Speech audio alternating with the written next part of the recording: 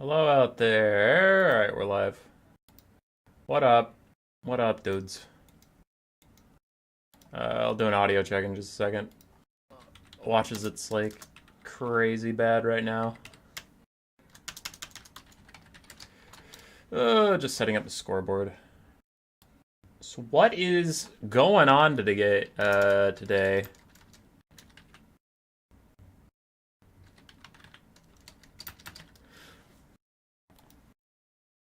We got some stuff. We got some things. I need my camera back. Boom. It's me. What up? A little smaller, and then I need a blocker. Which is not going to be easy to add that way, so I gotta add it a different way.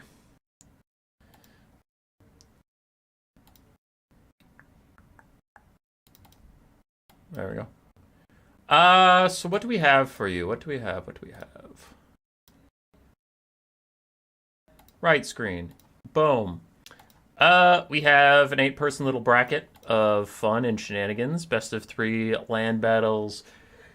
Somewhat tryhard. The players involved did agree to take out the Thunder Barge and the Elspeth's Dragon? Yeah. But the land ship's allowed, everything else is allowed. So let's see what's any good. Guillaume and Rider of Rohan had some technical issues, so Guillaume prevailed there. That one's just default, so that one happened. We won't be streaming those games. We do have 3 other best of 3s to cast, and this semifinal is already happening. I know who won between these two, but I haven't cast their games yet. And yeah, Strat and I are going to play right here, right now. So let's get into it.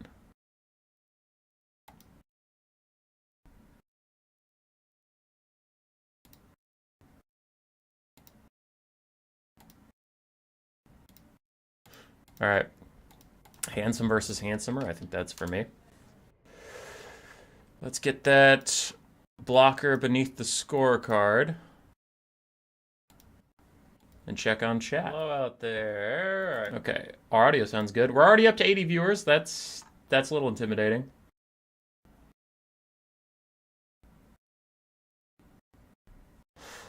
Okay, let's fucking go.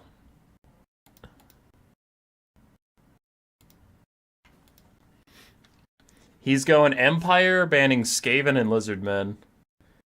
That feels like a good dwarf angle, but let me look around. Yeah, we played this, and I beat him with my dwarves. Yeah, I'll go dwarves again. He knows what I bring here, but I can maybe shift it up a little bit. Catch him off guard.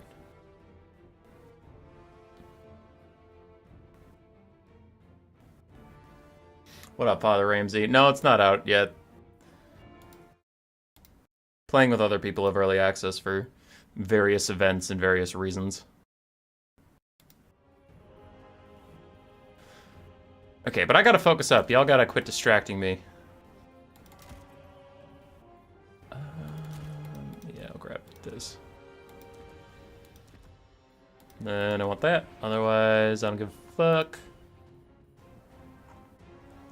Then we need these.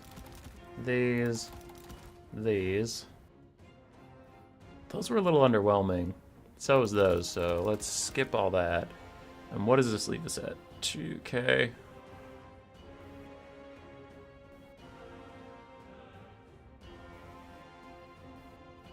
I need to think.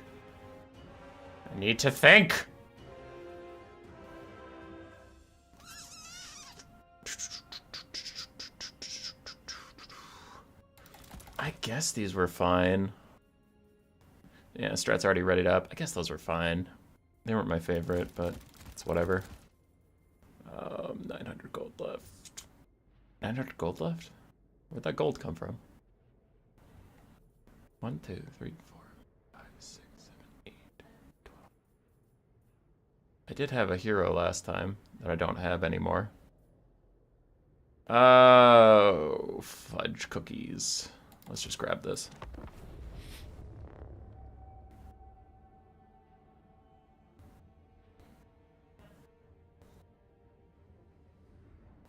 Who's Green Snake? Green one.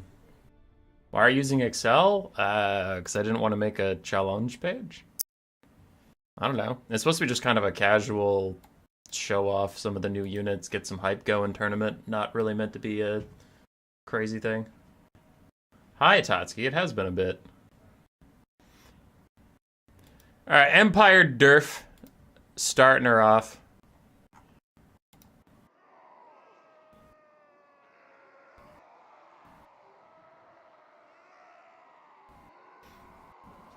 So actually, I was wrong about something already.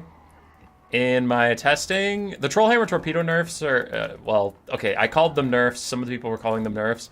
They have increased range, decreased accuracy, and then their arc of fire is much lower. They're really strong, but just not for what you used to take Trollhammers for. Now they're not like a short-range shotgun unit that just bursts down anything that's large. They're anti-skirmish cav, and they're really good at that. Like, anti-cav, anti-skirmish cav, anti-flying single entities. They're not good at stuff that's right next to them, but man, they do a lot of damage at stuff that's far away. But not, like, super far away. Obviously, their range is only 170. So, they're a mid-range unit. I like pairing them with cannons, as you can see here. I like pairing them with cannons, so that the cannons can deal with long-range stuff, these guys deal with medium-range stuff, and then if you get into short range, I have Iron Drakes with flamethrowers to roast you a little bit. Roasty toasty, the Empire infantry. Do have some Slayer Pirates and Slayers, try and keep my cannons online. The Dwarf Warriors and Miners of Blasting Charges to thin the Empire herd a little bit. As it were. Bomp, bomp, bomp, bomp, bomp. Enemy troop count is very large. Let's see how that goes. Looks like he's going with a Man-Tide. Which, sure. Alright, I'll message him saying I'm ready. Ready, ready, good luck, have fun.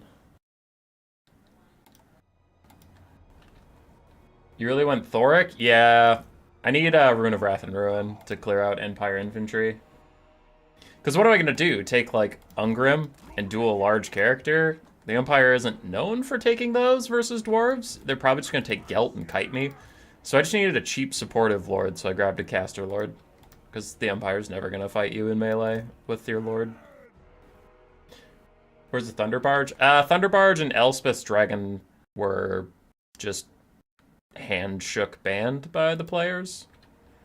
I disagree on the Dragon. I think the Dragon needs more testing to find out whether it's bannable or not. But sure, whatever. You know what? You know what? I don't always get what I want, so maybe that's fine. Yeah, he has Gelt, so a Combat Lord would have been useless. Nothing's changed? Slayer Pirates, buffed cannons, buffed Trollhammer Torpedoes, buffed Iron Drakes. Nothing's changed? The Empire did just bring a Man-Tide. Last time we played, he brought, what the hell did he bring? Oh, it lost. I mean, that's why I didn't bring it. Okay. Well, since there's nothing really to shoot at, that's Foot Gelt, too. So my cannons don't have great targets. I'll just fire at greatswords. It's pretty whatever. Is Thunder Barge broken? Thunder Barge is super broken. Super, super broken.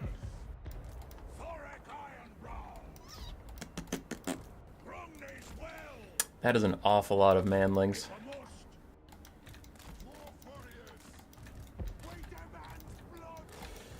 Alright. We just gotta spread out a bit more.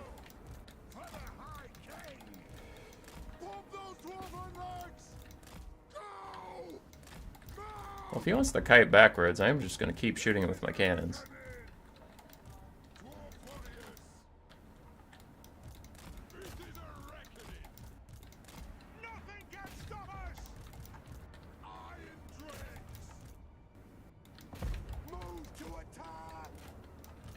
Alright, so he's running away up the middle,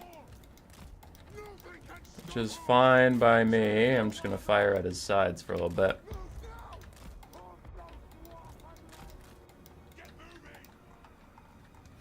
Trollhammer's starting to poke out into the halberdiers.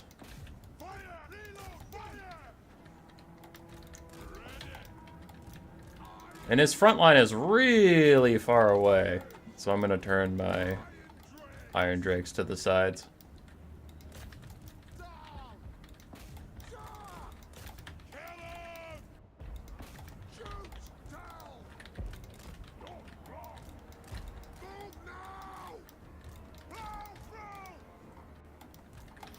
Alright.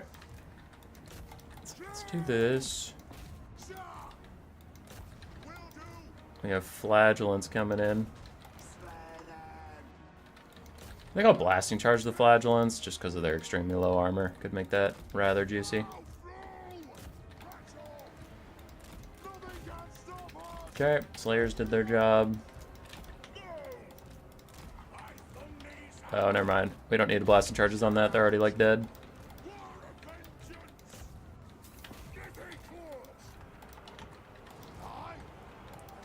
Flamethrowers go burr.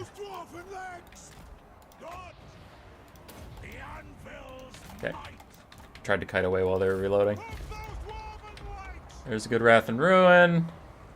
In comes a good but very hard to see Flamethrower shot due to the fact that we're fighting on a desert. And we have routed more filthy randoms. Okay. So we're all doing good. At this point, poking down the infantry is kind of pointless, so let's start shooting at Guilt. But we'll do what we can there. Unholy Mantide.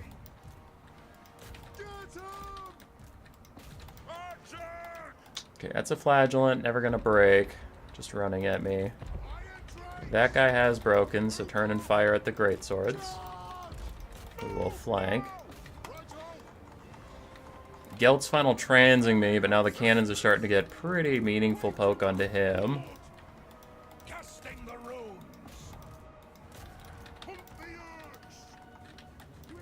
But yeah, dude, these Iron Drakes are fucking roasting fools. They're so good now. They are so good now. Alright, I need guard mode on both of my Iron Drakes. As the cannons continue to shoot at Guilt, my Slayers will fight Flagellants to the death. And now those guys are routing. So let's turn our ire onto Sigmar's sons who are coming in.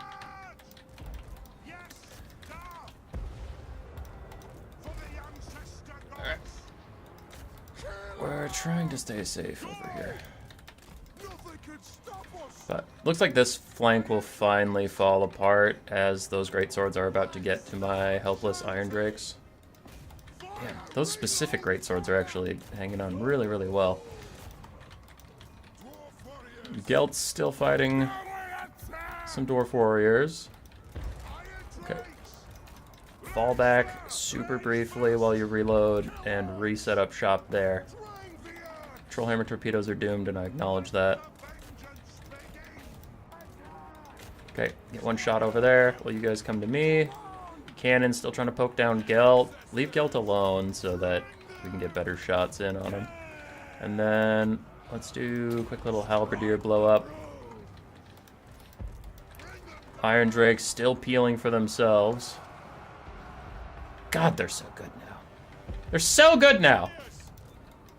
You can't say this is the exact same as it's always been, as fucking Iron Drakes put an entire game on their back versus the Empire. That is different. I guarantee you that shit ain't been done. Trollhammers and Slayers fuck up Gelt along with this cannon. He will die, and with him, so will their will to live. Wait, where did... No, not these Slayers. I don't want to select these Slayers. Where are these Slayers? There they are. Alright, Iron Drakes continue to fall back. Trollhammers don't matter. We're just getting close to army losses, and then that'll take out everything besides his Flagellants, which is fine. As the Trollhammer torpedoes try and harass Gelt, but he fell down briefly. So they're not going to get that out. But still, I have Slayers now able to pursue him off the battlefield, and they have fire at will on, so they should be able to shoot him as he runs. And the cannon's still trying to snipe him out a little bit. That's GG. I like how our damage values are very even, but the balance of power is nearing army losses. I don't necessarily disagree. There you are, Dwarf Warrior. Okay, walk forward and hit the swordsman. Cannon's still trying to kill Gelt. Hasn't done too much, so I think the Slayers are just gonna have to deal with him. Thoric's doing his best. Blasting charges moving in.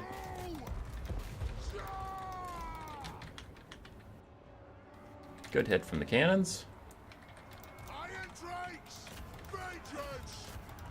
No. No, there's too many great sites. Yeah, we're gonna be fine. Okay, the Slayers are dealing with that. Thoric's trying to get here.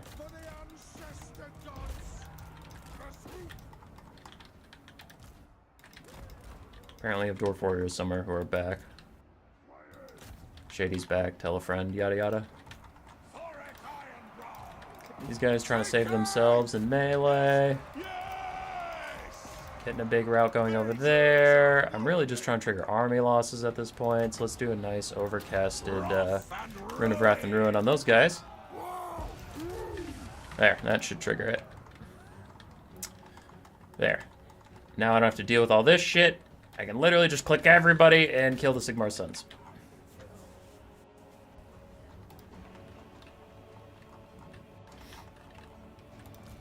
$260 and 140 kills on the fire the fires, the Iron Drakes, those ones. Also, we have 200 people watching. What? What is that? What is that?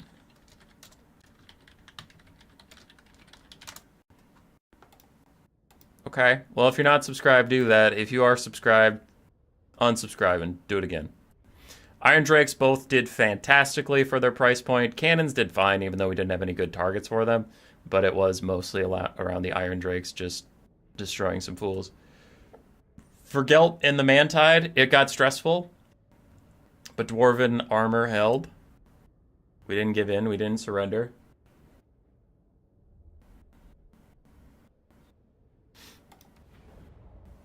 So that's game 1. For game 2... I will go Nurgle, ban Dwarves, and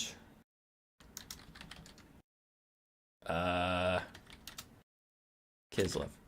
Sure. I'll ban Dwarves and Kislev. Play some Nurgle. Nurgle's fun now.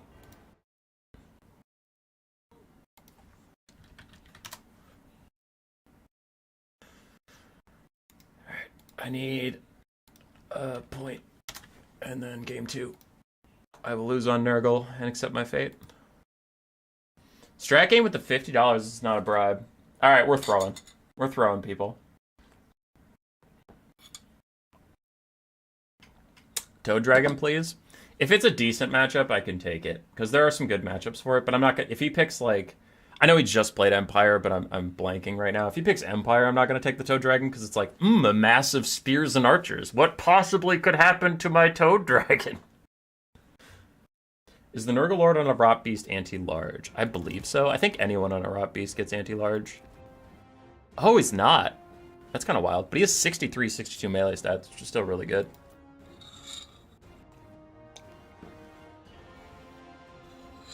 Is the Norska Werekin only campaign? The hero? The Skinwolf Werekin? No, he's here. If there's a fancy one, then no, that's campaign exclusive, but basic Skinwolf Werekins? Yeah.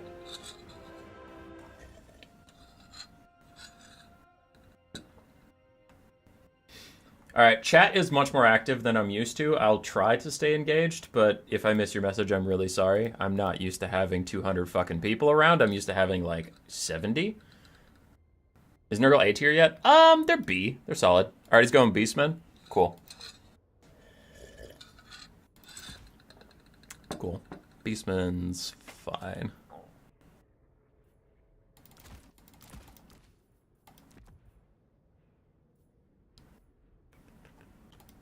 I have a build idea that's not trolling. Before you see it and you're like, you're trolling. I have an idea. If the idea doesn't work, that doesn't mean I was intentionally trolling. It just means I had a bad idea. All that to say, this might be a bad idea, but I am trying. This was meant to be good, even if it sucks. Alright, let's go. So you guys are rather spendy, and versus Beastmen, I don't know what that's gonna accomplish.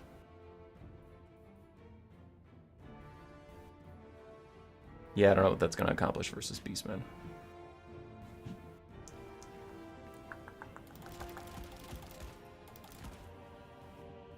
We'll grab those.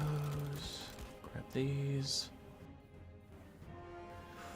Because my problem is I need some mobility presence or it's just going to kite me with Centaurs. And this is always the problem with Nurgle, and the DLC didn't necessarily make it any better, is my mobility is all expensive and slow, but then I don't have artillery, so it's like, if he's trying to kite me, I can't catch him, and I can't force him to come to me. You might be like, Soul Grinder! I made a whole video about how the Soul Grinder sucks ass. It's really bad. Well, the ROR is. I don't know about the basic Soul Grinder. Maybe it's not as garbage. I think I do just have to grab these and suck it up. As much as that blows.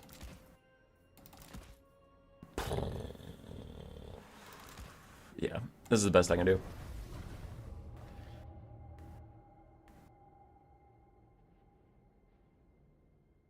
So, he picked a faction that actually doesn't have the best shooting. He has some Ungor Raiders, but he can't keep them safe from me. Because the Beastmen aren't the best at holding a position. They're better at flanking you or retreating, but it's like, it's not like Empire where he has a front line of halberdiers backed up by spears and stuff. It's like, if he has archers, his front line's just Ungors that I could path through the Toad Dragon. So this is actually a matchup where I could theoretically see the Toad Dragon being good. Obviously, this is all very new, so the meta isn't really defined, but like on paper, they don't have the best anti-large infantry for me to sit in. They don't have the best shooting. Their skirmish cav is armor piercing and short range, so I wanted the Toad Dragon, but I also wanted Tarmakon as my lord because he's a really good duelist and gives nice buffs to my allies. So this is a rare case for Tarmakon. Since I wanted a Toad Dragon anyway, I could also just get Tarmakon. Did bring a Fleshy Abundance caster to heal him up a little bit if he gets damaged. Can't let my big boy go in all alone. And then Marauders will trade fine into anything the Beastmen bring for a front line. It's not really my concern. My concern is more of the Beastmen flank presence. For that, I got some Chaos Furies, some dogs, some knights, but I'm not sold on it. I think I'll just keep... I'm going to say this, because this is the right idea, but in game I'm probably going to fuck up the execution. But I'm going to try and keep these guys just so that the Beastmen can't cycle charge me for free. I really need to avoid just wandering off into a flank, getting isolated and killed. Yeah. So this could work if I play it right, but we'll see what strat bot. This could just, you know, this could just be a shit idea and I get rolled, but whatever. I didn't expect him to go Beastmen. So far I've only been playing Nurgle against factions that are relatively static. Oh, we lost strat. Oh, he went double Gorgon Jabber. Interesting. Alright, I'll host a new lobby. Just in case that one is cursed. But yeah, so you guys know what my build is now. We'll wait for strat to return. Considering it's double Gorgon Jabber, that's actually kind of encouraging, because then Tarmakon has something to fight. And I know I'm not going to get kited around the map. And he spent a lot of money on his single entities, so I might be able to actually dominate the flanks and run down his archers with my cav. Might. Strat crashed, so he'll be back in a second.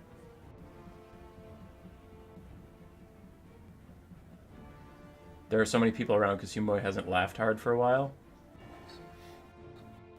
That's maybe true. Mr. Oh god, that is a name. Verunsicherungs Vertratter. Tarno about to get clapped? Nah, dude, he's gonna win it. He's gonna win it! Oh, fuck. Oh, strat's here. I was looking at chat.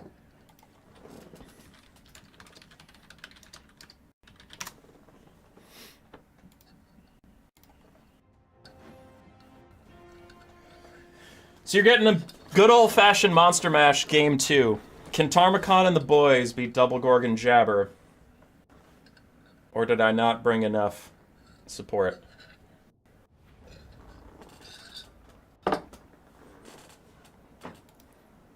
Maybe should have brought some Plague Ogres. I was worried he'd go Minotaurs and then Plague Ogres would get slapped.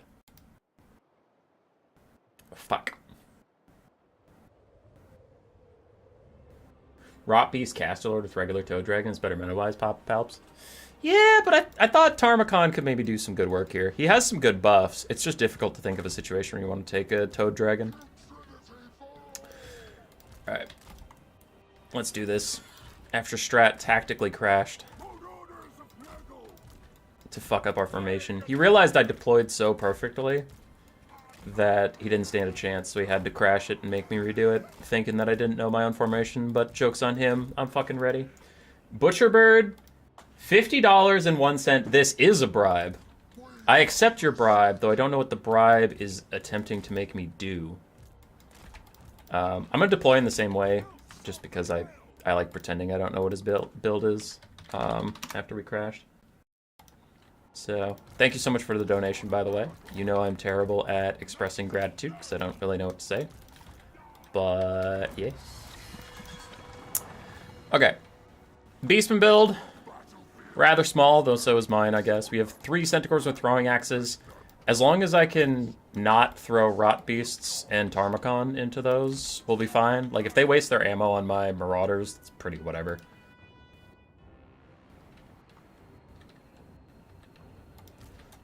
Alright, I have no idea where his infantry are. I don't want to base thinking where his infantry are based off of just the things I can see, because the Beastman roster is entirely stocked. So here's the tricky part, is I can't let my micro slip long enough that I just AFK with my Rot Knights in front of Beastman stuff, but I can't just let them dominate me for free, either. It's a little difficult. Okay, my Rot Knights do have bonus versus large, so I'm going to try and commit to a little fight here. A little fight arena. And I'll throw some dogs and furies to their death against the Centaurs. There's a little breath attack. Alright, let's back off. He's backing off, let's all leave.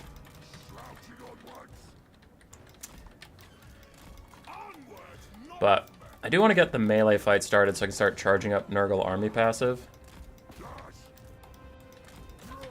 Okay, he's back in, so we're back in. And he's not remotely close enough to defend his back line, so I'm going to send Furies back there and try and kill some free archers.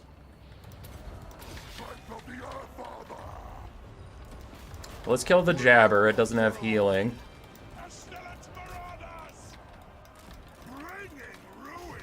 Did I lose attack orders on some stuff? Because I can't see it. Okay.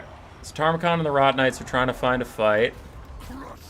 Double Gorgon Jabber might be kicking our ass. Kind of want to save up for an overcasted fleshy.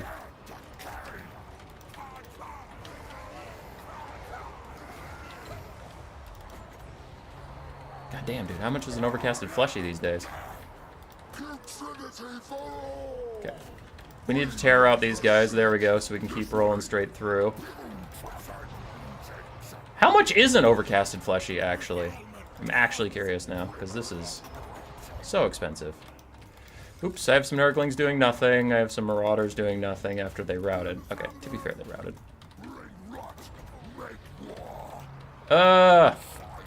My stuff's starting to rout. And I still don't have an overcasted fleshy abundance. There it is. Okay. Nurglings, don't bother chasing all those things. Other Nurglings, start walking down archers. Because we just got to put the archers under pressure so they can't sit and fight Tarmacon forever.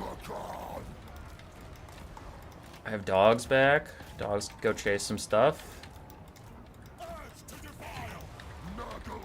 Tarmacon's still in there. Still fighting pretty good. Doom and Darkness got us all routing, though. But yeah, I just need Nurglings and Chaos Knights and Marauders. I gotta pressure his support back and really isolate my points of strength. I'm gonna send the dogs after the archers. Tarmakhan lost the plot. I'm going to breath attack over into a clump of centaurs that's forming up. But yeah, let's get rid of all their support. I have some rot beasts back, which if they can group up with the Chaos Knights would be great for a fecundity right about now. Good breath attack off screen, but I can see the post damage, and it's pretty good. So let's get back in there. Losing some Nurglings. Frolickers Bubonic. Kind of lost the plot. And the Beastmen are trying to kite a little bit, but here's a nice fecundity on some very expensive targets. And let's keep moving up. Rot Beasts. Nah, Rot Beasts don't flood in and support Tarmakhan. Let's try and take out some of the Centaurs here. It's pretty clear that Strat doesn't want to engage me in a prolonged fight, but we can at least get the archers and force him to come back here and deal with me.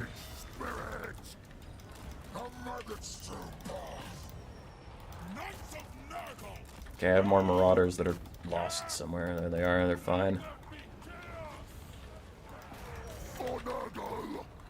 And we're still just trying to get any fight right now.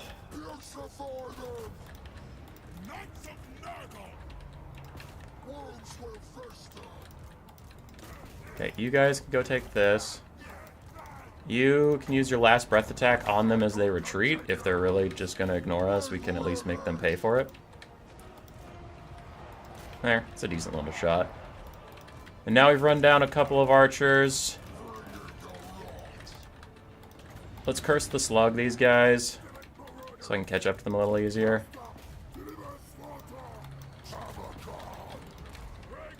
Get these Marauders to come back.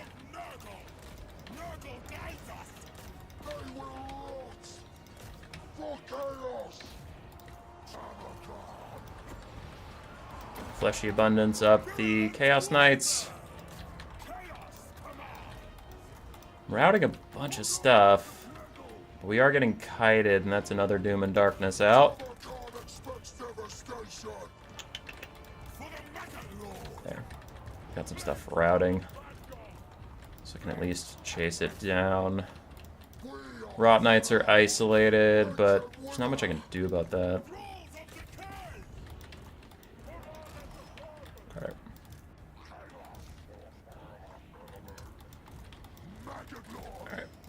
At this point, let's all regroup this way. The Rot Knights are doomed. Nothing else down there matters. So let's just regroup near my infantry, and then they'll have to come to us. You Marauders are doomed, so just get attack orders and leave me alone. What's going on with this? Some barely alive Ungors. Okay. I'll route them so my guy can run, and if I lose a Nurgling, it's pretty whatever.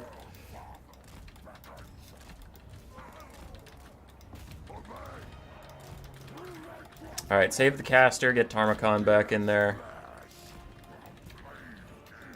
Nearby infantry support. And now those archers are so far out that I don't think they'll matter. Okay. Malagor's taking a fight with my guys, which is whatever.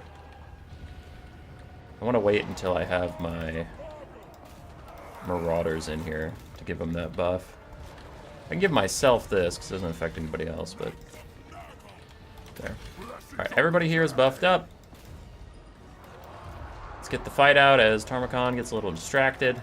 The Jabberscythe's trying to rear charge my guys over here. Archers are somewhere up there, but I can't really see them.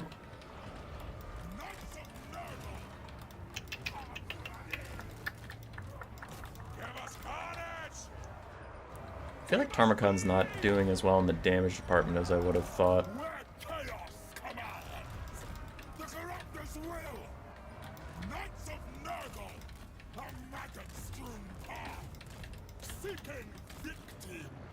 Yep, Jabber got a nice charge.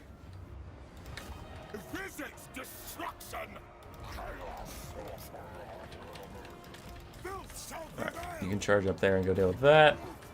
Tarmakhan's getting real low, that's why we brought Fleshy.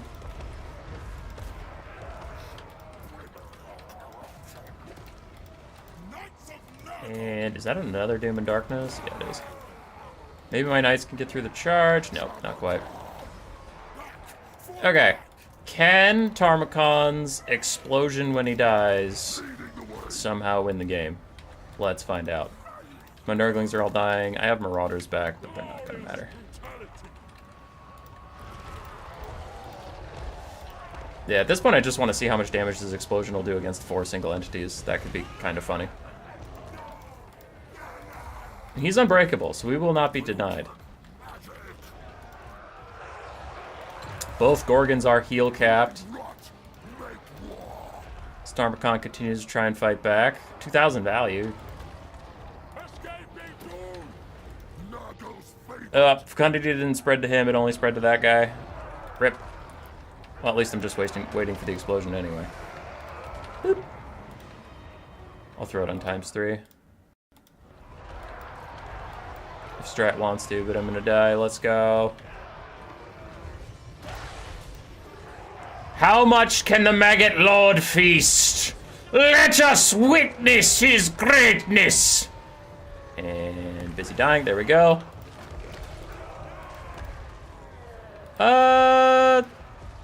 It did a good chunk to Malagor. Okay, it only affects Lords or Heroes. I thought it affected the Gorgons and stuff too. Alright, cool. GG. Tarmacon did okay, but I just got hard kited, which is always Nurgle's problem. Which I still maintain, instead of Pestigors, we should have gotten Pestigor Archers, but it's fine. Yeah, Nurgle's still a little susceptible to kite. Just a little bit. Oof, that Gorgon value. That Gorgon value. And the throwing axes. Ugh. Yeah, the exact things you're worried about.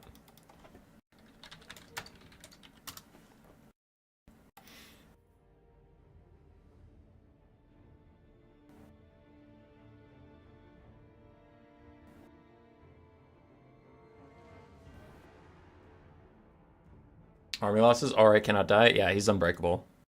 I just wanted to see how much the Feast of the Maggot Lord would do. Like, I wasn't trying to win the game at that point. I would have surrendered, but I just wanted to see the ability go off. I wasn't trying to be a dick. Like, the game was over when Tarmacon... Before Tarmacon got my last Fleshy Abundance, that game was already over. I wasn't doing enough damage to the Gorgons, and they were just beating me up pretty good. So... it is what it is, but I wanted to see the ability go off. I honestly thought it affected all single entities in my head. I didn't know it was just the Lorder. That would have been extra pointless. Tarmacon was okay. 3,300 still feels a bit steep. But he was alright. I'm trying to think of how to handle Beastmen, though. Because their mobility is so much faster than mine, is the problem. I only have 70 speed on my knights, 75 on the Rot Knights. You could see, even with Curse of the Slug, I was having significant issues catching up to his Centaurs with throwing axes for significant damage. And then my Skirmish Cav is just also throwing axes, but they're worse. I have some dogs, I guess. But I just don't have any mobility to deal with the Beastmen. And I don't have any artillery to make the mobility game pointless. Damn. It's a toughie. I don't think it's unplayable. I've thought about it for all of 10 minutes, but it definitely seems a little tough. Alright, he's going Lizardmen High Elves. Chat, up to you. Empire or Skaven? Since we have so many fucking people, let's do first to 10. Empire or Skaven? Go.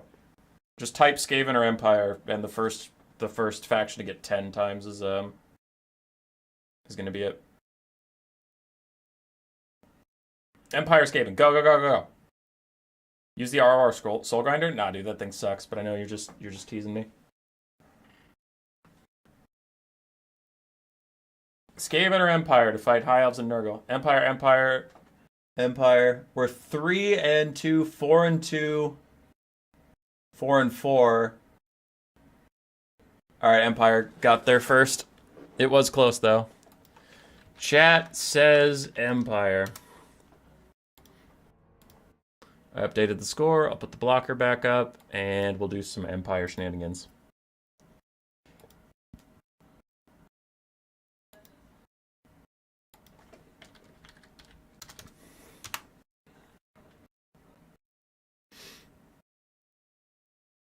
I triple dog dare you.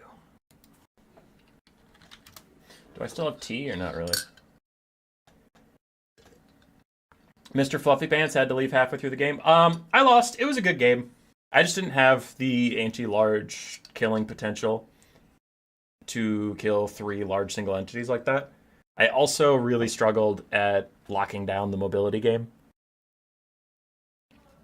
High Elves versus Empire. Okay.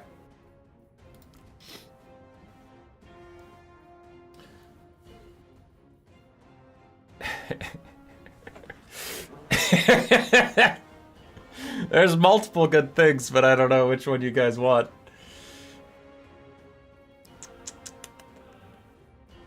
Oh, there's so many fun things I could do here.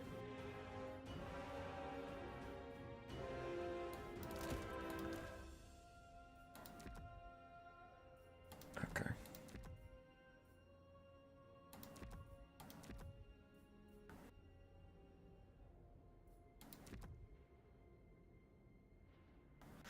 Do this.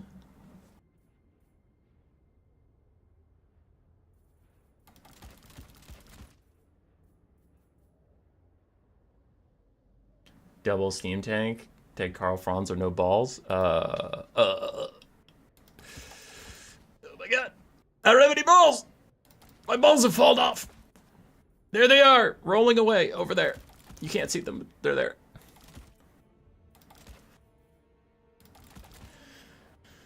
I need that much gold back. I can do this. Yes.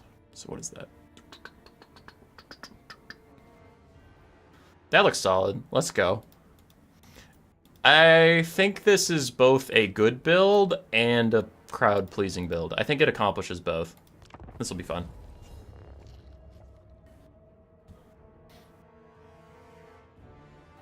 Have you seen how units slow down if you give attack orders versus just movement orders unless they're close to charging the unit? I have not noticed that.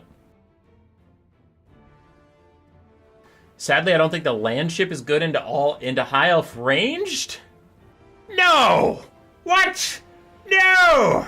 The land ship is perfect! I might have taken a steam tank here, but the land ship is perfect! I definitely took a steam tank here, but the land ship's good. It's a good unit.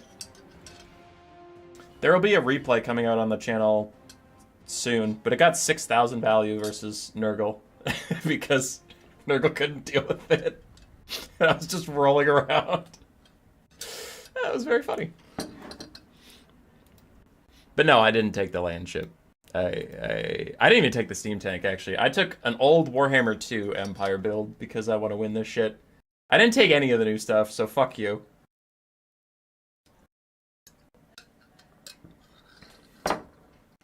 It's a ship on land. What more could you want? I don't know. A lot, apparently, because I didn't take it. Alright. My old Warhammer 2 Empire versus High Elves build. I take Balthazar Gelt with a little chainmail head on, with Metal Leech and Fate of Balance. I took the Empire Mammoth. It looks a little different. I do have a reskin mod on, but this is the Empire Mammoth. Very pog, very pog. And then I brought 3 Skaven Jezzails. Because I guess Cathay and the Empire get to steal my fucking Jezzails now. I'm not mad about it. And alright, the meme's over. I took a bunch of the new stuff. Hawkland long rifles are pretty good at pressuring cavalry or enemy infantry, so they're just good. There's no reason not to take them. Elspeth, good, cheap Deathcaster. Want to Fate of Buna, some of those elite high elf targets, like if he brought the Fireborn or something.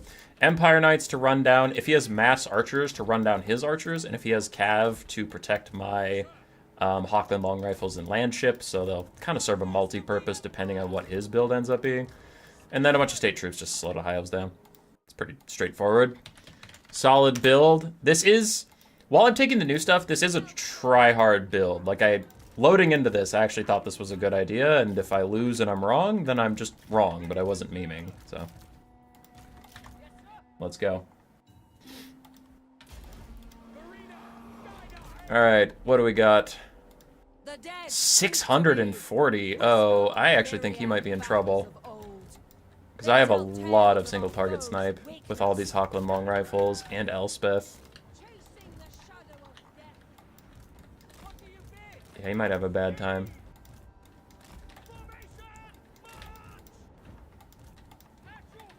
Okay. Oh, kite. That's kind of cool. That's actually going to be really annoying for me.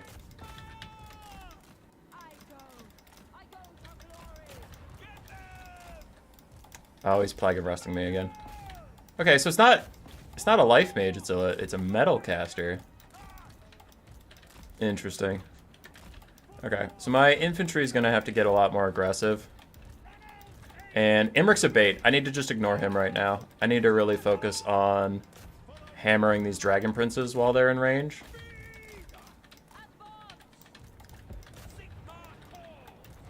But yeah, we need to feed state troops. Just because I know what I should be doing, even if I'm not currently playing well enough to actually do it. I need to feed my infantry units into their death slowly but surely, and then let the land ship and stuff get some good shots off here and there. They're still in range of my Hochland long rifles, god damn it. Okay. You two flip onto those dragon princes, the ones that aren't getting faded unit, and everyone else try and fall back as we just let our stuff go. Okay, the Fireborn are going to rout, so I don't really need to waste not multi-use ability on them. Need to get one of my Empire Knights back. We've almost routed that Illyrian Reaver. We're still moving up. Wow, the Fireborn are out there. Actually just doing it to him. Okay. This lady's overextended, so I'm going to throw a double Spirit Leech on her. Just to try and burst her out real quick while she's maybe not paying attention. My Hochland long rifles need to continue to fall back. Let's get some Empire Knights between Elspeth and Imric as I continue to try and snipe out that lady, and now I can fall back. Let's throw some Cav and stuff. The Shadow Warriors... Ah, fuck, the Shadow Warriors have way more range than I was expecting. Okay, Empire Knights don't need to sweep through the back line there. We're pushing up really, really good right now. The land ship can switch on to just shooting at these clusters, but Illyrian Reavers, Dragon Princes, that's fine. I have too many Empire Cav that he can't stop them all with his one Dragon Prince left. So let's transition into fully diving his shooting. Because my shooting, I can't really defend it anymore, but it's kind of beyond the point. Like, at this point, my shooting is going to need to protect itself because I need to stop these Shadow Warriors. So we'll YOLO in all of our boys. Elspeth can finish off that degenerate. And I have some people with sleepies. Okay. I'm losing Empire Knights. I acknowledge that. It's all in the service of my god Ulrich. But I've killed his mage. The land ship is still very, very healthy. So now, if we tax Imric enough, we just win the game. Because nothing else can really stand up to me. These Shadow Warriors can't kill all my state troops. Not with the amount of ammunition they have.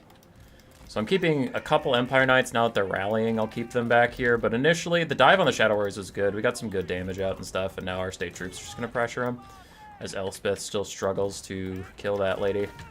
I'm just going to shoot her. It's more consistent. And I have other things I'd like Elspeth to do. So the land ship starts to shoot at Imric.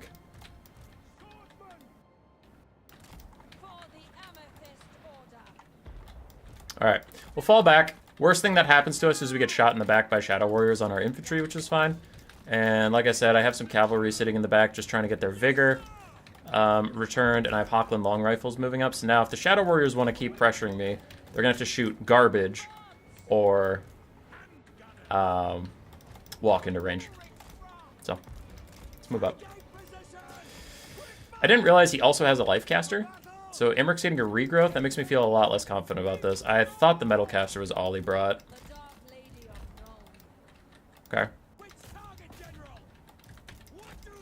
I'm moving up too much with my range, so that's just a mistake. Like, there's no There's no argument that makes that a good idea, so I just fucked that up. And now we'll try and stand and fight our way out of it. Getting some good shots out, but damn it, that was a lot of damage I didn't need to take, but I'm being stupid, so. Fuck balls, ass, and boobs. Start Spirit Leeching him. I'm not going to waste my second heal on him until I actually need a little bit of Elspeth healing. And now this is why I kept some Cav in reserve, is to keep these Dragon Princes a little more honest. As we once again start taxing Mr. Imric.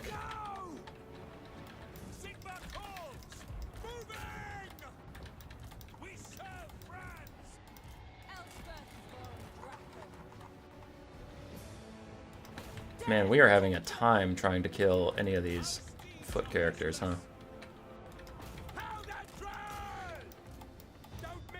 Alright, I know you're not going to be able to see, so I don't know why I bothered with that. Just shoot at Imric, he's nice and tall. Okay, those guys are routing, and even if they weren't routing, they're too injured to really matter, so let's just stay on target here. I'm going to Spirit Leech you because you're starting to piss me off, and I can use the healing, so I'm going to double Spirit Leech you just to get your leadership low enough because of the shock damage you're going to take that you'll fuck off and leave me alone. But I can't have you regrowthing Imric 7 more times this game. I just can't do it. Let's maybe go to hell. Alright, we're still shooting at Imric. Trying to get rid of the Fireborn and these other guys. Shadow Warriors are still doing good damage to me. And that lady's shattered, so she's not really my problem anymore.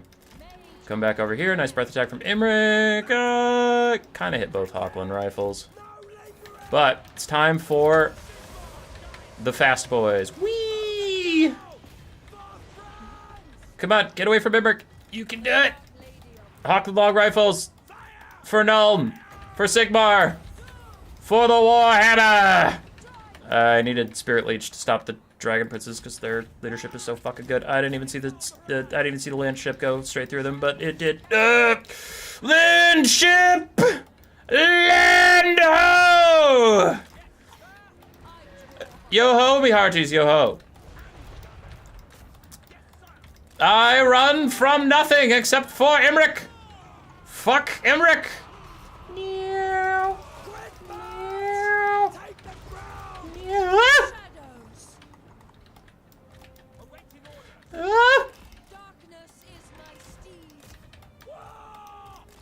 Smart thing to do is just to Spirit Leech Imric at this point.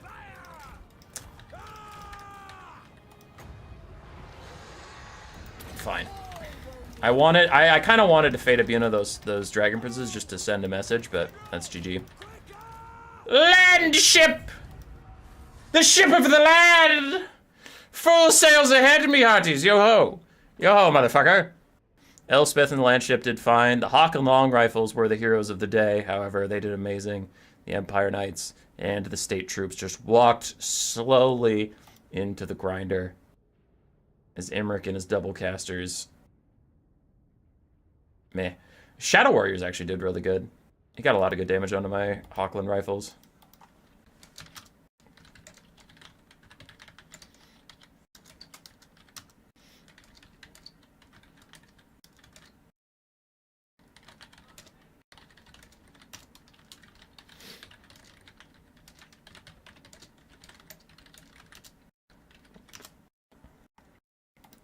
Alright, GG's lads, GG's. What does the RR long rifle have? I believe Shieldbreaker and better stats. Yeah. Again, there are way more people that I'm used to dealing with in this chat, so if I don't answer you, I'm not trying to be a dick. I'm just not prepared for this level of strength. Okay, so I have to go fight someone, and in the sake of not holding up this tournament, let's go find out who someone is. So we'll do that next. Right screen here. So then I'll copy and paste my name there. So I got to the semifinals. Let's watch Alfredino versus the green one so that whoever is fighting me can fight me. And we won't be holding up the tournament too much longer. Because we do have a finalist waiting. So I don't want to keep everybody waiting for too long.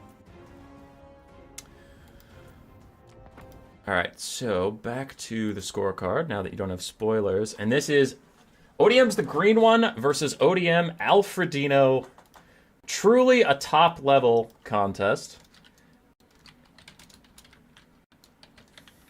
And I have to fight whoever wins this, and I don't think I will go much further in this tournament.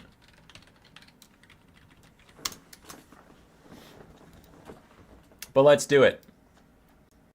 Spirit of the Gorg, thank you for the €2. You did it, Elspeth. You're the Warhammer Fantasy. Yeah. Okay. Skaven versus Empire. In the past, a good matchup for the Skaven. Then recently in Warhammer 3, I have soured on the Skaven, and I now say this matchup is even. And with the DLC, it might go to Empire favored, though that is just my opinion. For the green one and the Skaven, since things are kicking off so quickly, I need to pause and cast the builds real quick. We have 2 Wolf Rats in the Vanguard, and then we have Poisonwing Globes, Natty Boob with Sharpshooters, Warlock Jezzails, then more Dogs and Rat Ogres, Ikaclaw and his Doomwheel Cleansing Ruin, and Howling Warpgale and Warp Lightning. That's a lot of spells. Skaven Slaves and a Packmaster. On the other side, for the Empire, we have Boris Todbringer, a regular engineer with restock for the Sunmaker, a gold wizard with Gehenna's Golden Hounds. Did that get buffed or something? Gehenna's Golden Hounds, Searing Doom, and then a bunch of state troops, and some Knights of the Black Rose, one of which was ready to go in the back, and they are already charging down some dogs. So Alfred is very aware that the green one might have some tricksy traps up his sleeve. Not bribes don't go as far as they used to. I'm sorry, Strat. I'm sorry.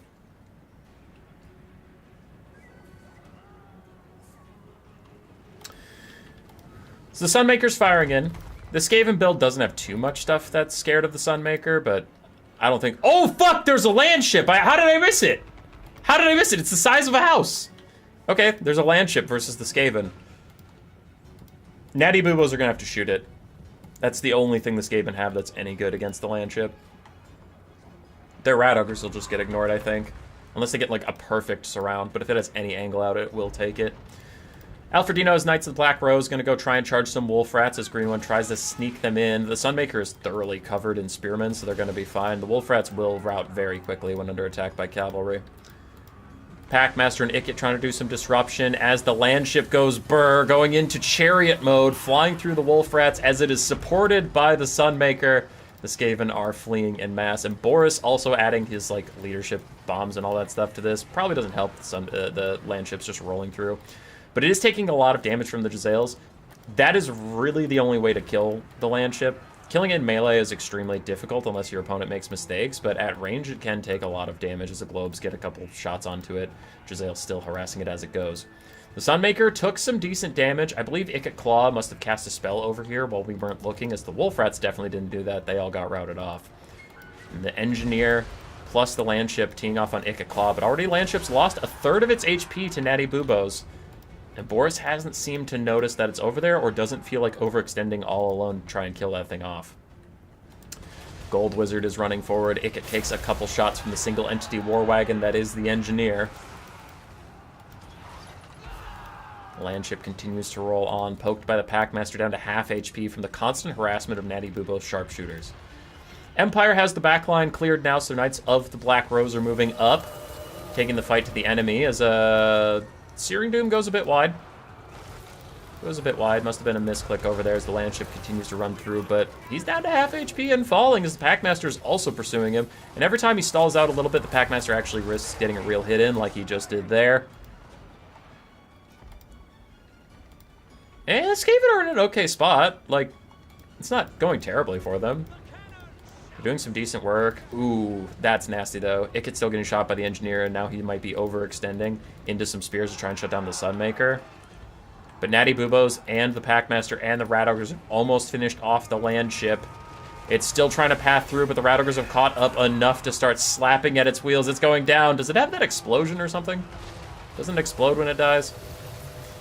Pops full power, 400 HP, but it's gonna get here. The Natty Boobas are trying to run, but they cannot run on a 110 speed landship. You should have just stood and fought. You should have. Oh, the rats are running, but there's nowhere to go as the Knights of the Black Rose And the land ship goes straight through them. Can they get rid of Natty Bubo sharpshooters before the Molder Mash takes them off the battlefield? Looks like they will take out those elite Skaven guns. Meanwhile, Ikeclaw is still dueling with the Gold Wizard as the Engineer pokes him in the butt. He is not appreciating that, and the Sunmaker is routing.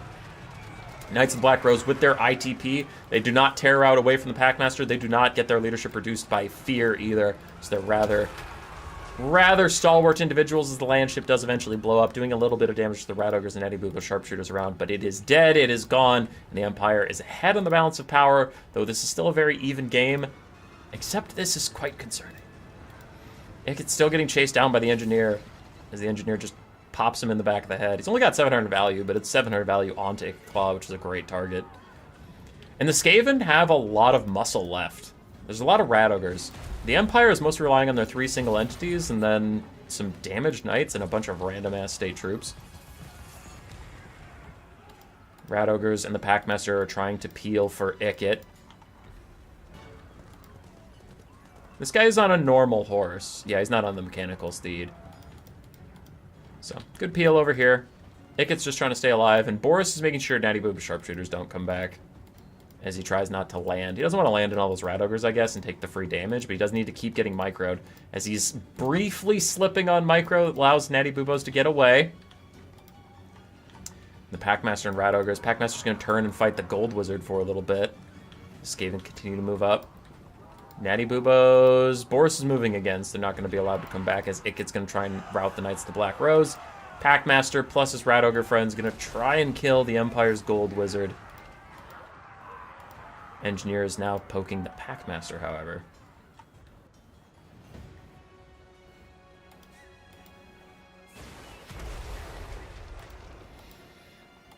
Unable to rally the Natty Bubo sharpshooters. It looks like the Skaven are just going to follow them off the map. I wonder if Green One should have just let it go and pulled his Rat Ogres up to get more damage while Boris isn't here. Because it kind of feels like the Skaven are just AFK as they're standing around beneath Boris. But it's been very clear at this point that Boris is not going to land, but he's also not going to let these guys come back, so you probably should just abandon that.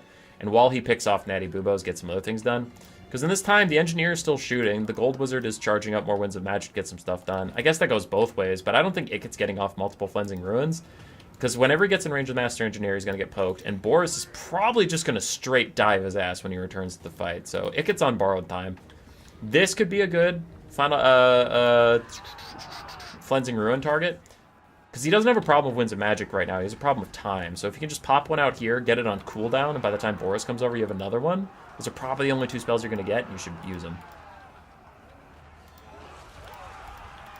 Engineer shooting in at the Packmaster as he fights a whole bunch of swordsmen and the Gold Wizard. Misses a couple attacks onto the Gold Wizard. Checking my messages just to make sure nothing's going on. Sorry. My next opponent is messaging me, so I need 1 second.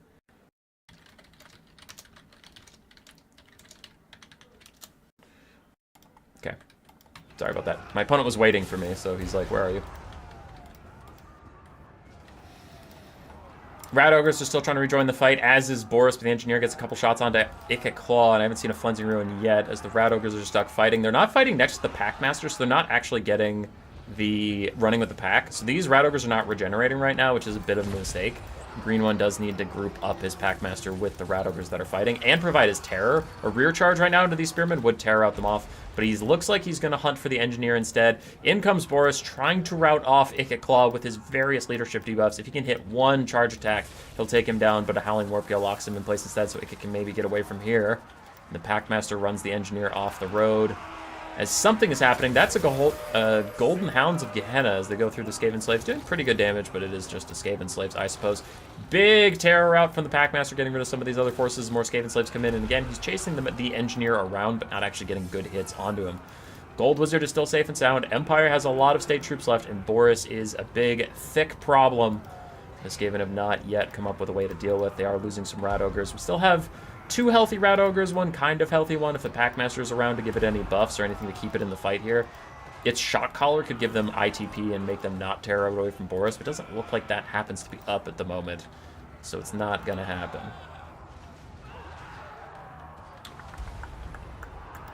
Engineer gets more poke onto Ikeclaw. His value's up to 1,300 as he's just been shooting that guy.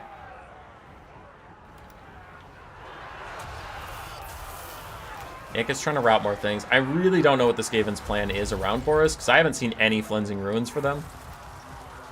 So in the late game, they're going to have to kill a now full health Boris. They're not poking him at all. Packmaster's healing cap is within sight as Rat Ogres are trying to hang out with him. To their credit, the Empire's running out of state troops. They have been slowly feeding them into the Skaven meat grinder, and they're getting killed. So at some point, the Empire's going to have some issues with that. But Boris is landing in right now, and if you have Flensing Ruin, this is the time, because you're running out of life with Ikit here. Ikit's going to route 2,300 damage value, so he must have used at least one Flensing at some point. Packmaster's getting bodied by Boris. I think that's GG, because Packmaster's going to route, and then that'll leave just these Rat Ogres on their own. They're going to get poked down by a Searing Doom at the same time. Ikit is gone. Packmaster is gone. And though the balance of power isn't to Normulos's territory yet, I can guarantee you it is. It's all Ogre now. Packmaster managed to rally, actually better than I would have thought. Maybe the Engineer could pop a shot or two on him. As Boris continues to work on the Rat Ogres. Ikit, can you come back? Base 74 damage sustained, negative leadership. That's pretty brutal. Boris, don't know where his heal cap is.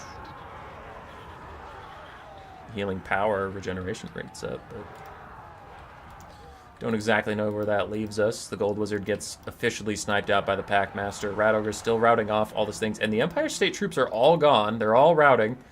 It is just the Master Engineer and Boris. Ikit is not coming back, though. As soon as he hits the edge of the map, this is donezo. Skaven can't withstand that kind of leadership debuff, and without Flensing Ruin, there's no hope that they actually kill Boris. TBH, as the kids say. Rat Ogre's rallying for now. Haven't seen a shock collar for a while. There's one onto this healthier Rat Ogre that's diving onto Boris as the Engineer continues to shoot the Packmaster. The Packmaster's more interested in hunting down that Skirmisher than trying to get any burst damage onto Boris. Ikit! Where's the edge of the battlefield, Ikit? He's pretty close. He's pretty close to the edge of the battlefield. Not coming back yet. The Packmaster's running alongside the Engineer, not getting too much done. Gets shot in the back, actually, as Boris is getting worked down by some of those guys. But Ikit is off the battlefield. Soon? Soon? Jesus, how long does it take you to get off the battlefield? There, Ikit's gone. Immediately, the Skaven are all going to break and they lose. Took a while, but we got there. Ikitclaw did do a lot of good disruption. Packmaster and Natty Boopa Sharpshooters did great. Rat Ogres did amazing. Globes, mostly got shut down. Wolf Rats, mostly got shut down. And that is that for Alfredino. Boris was good and supportive. He's not going to get a lot of value, but he just routed stuff a ton. The land ship got close to paying for itself, despite being shot by Natty Boobos most of the time. Gold Wizard, Sunmaker did fine. Knights of the Black Rose did fine. Engineer did amazing. Though I did have some issues with the Skaven target priority. I feel like they just needed to focus on killing single entities instead of farting around. Just wrong. Okay. I'm gonna update the scores, but I can't take you into the main menu or you'll see the amount of replays, and that'll spoil the next game. So, right screen. You get that. Take that. Welcome to infinity!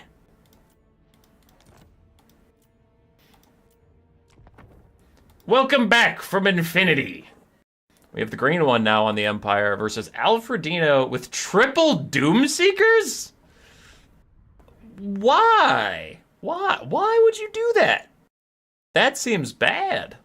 That seems really bad.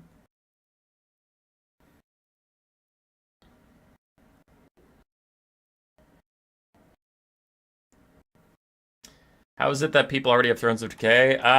Content creators, some beta testers, things like that. We just got together anybody that already had early access and threw together a little fun tournament to show off some of the units. All right, we have 4 Hawkland long rifles, 5 Free Company militia, including Sterling's Revenge, a Gold Wizard with Final Trans and Searing Doom, Boris Toddbringer, a land ship, and the Sunmaker. For the Dwarves, it's 4 gyrocopters with their armor-piercing single target shots. It looks like they're going to go for the land ship. A bunch of miners with blasting charges, a whole bunch of Slayer Pirates, and Doomseekers with Belgar Ironhammer. The Doomseekers do have their spinny spin, but you need to charge it up in melee for 90 seconds before you can ever use it. So it is a little difficult. Gyrocopters showing their nerfs very prominently. They are so much easier to hit and take models out of the sky now that they got changed, as the land ship attempts to defend itself with some anti-air shenanigans versus the gyrocopters up above. Free Company Militia are falling back as Boris continues to peel those guys. A rough start for the Dwarves. But the Empire is entirely ranged, so as they start to fall back, things might get a little stickier for them. My pretty face. Thanks, Rainy Frog. It's a good scene. Can you bring that many gun units? 12, so I believe so. I believe so. Land ship is starting to get into melee, as it's melee cherry itself. Rolling through these Doomseekers. Not doing too much damage to them just now. Did a lot to the miners, but not as much to the Doomseekers. And the Sunmaker is in extreme trouble, as the Doomseekers come in, and some steam guns fire over the top. But I think we really just need the Doomseekers here. They'll kill the Sunmaker pretty easy. Goodbye to that, as Boris still chases around gyrocopters. More Doomseekers come sprinting at the Free Company Militia. The Doomseekers are faster, 40 speed. And now they're getting charge bonus, so they waddle in. And that was a badass charge. Look at their little chains! Look at them go! Chain axes! That's badass! Anyway, the Free Company Militia are getting massacred. Is where we're going with that. Slayer Pirates are going to find their way onto the Hockland Long Rifles. And run all you want, Umgi. They're faster than you, and they have fire at will while moving, so... It's getting a little dicey here for the Empire, but the land ship gives no fucks as it comes flying into combat. The Doomseeker's going to ignore it for now.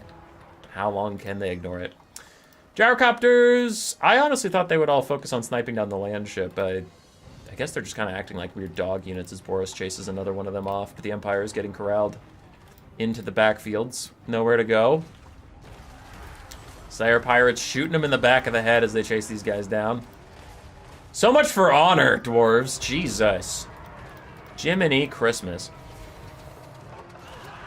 Doomseekers might be getting their spin about now, but you have to be in melee for 90 seconds before you get it, so it's a little tricky.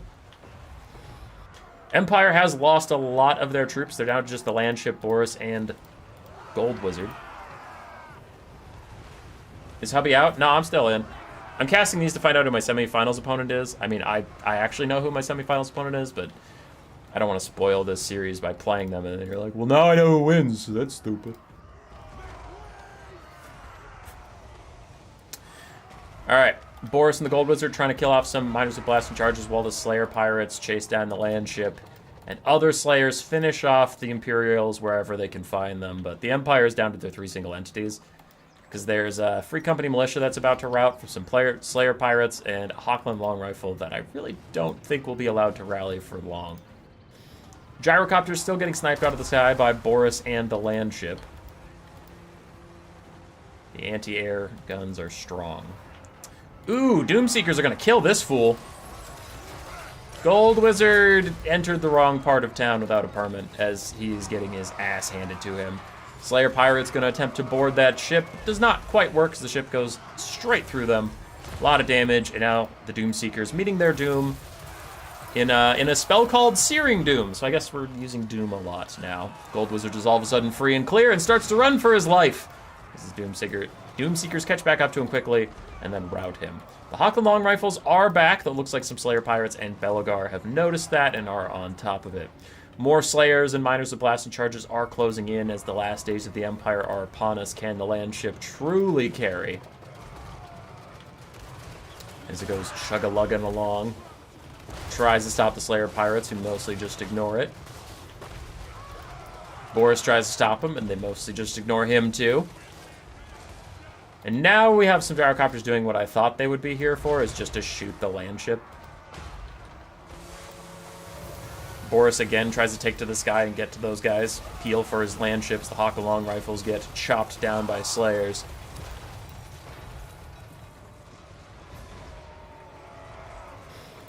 still have some Slayer Pirates. We still have some Gyrocopters shooting at the land ship. Miners of Bison Charge trying to run down a Gold Wizard.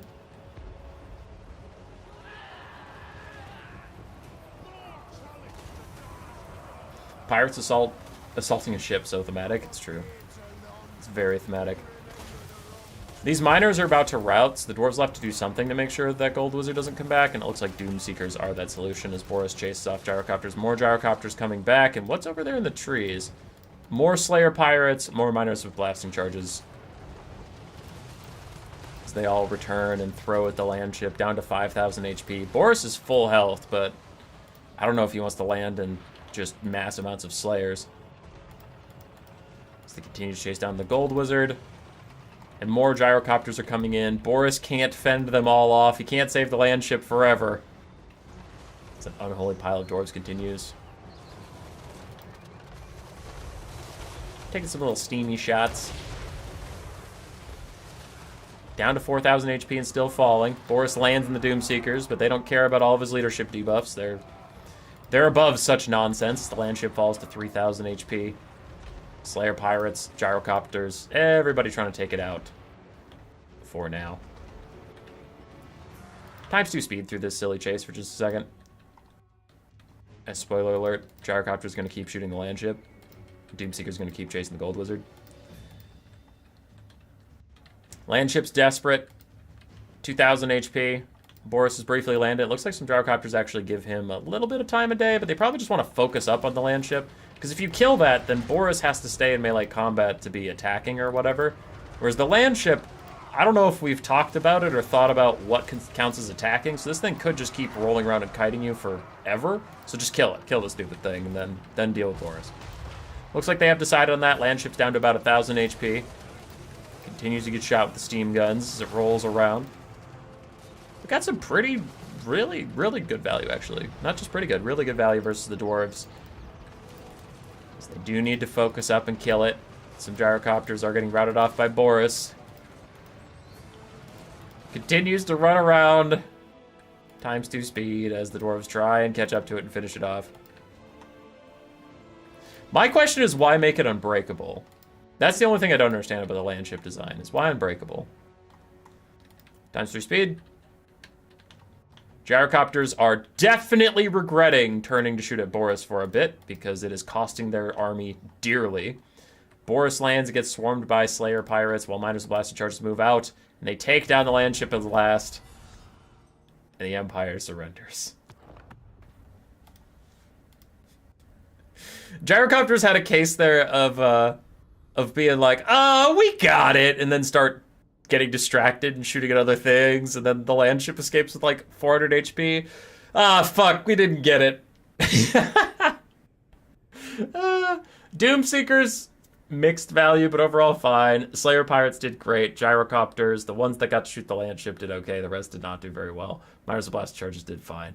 Alfredino takes that 2-0, and I now have to go find him.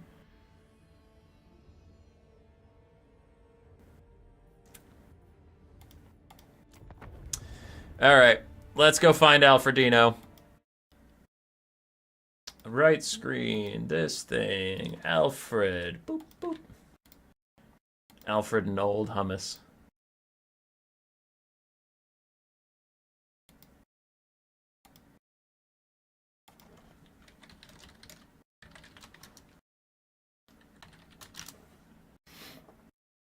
Let's go fight him. Let's go kick his ass.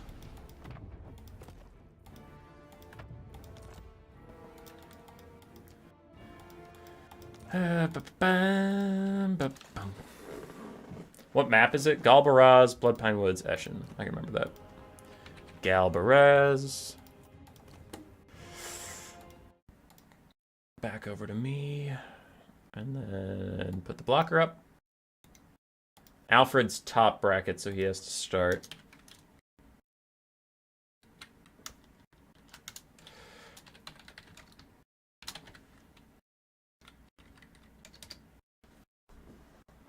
Okay, we're good.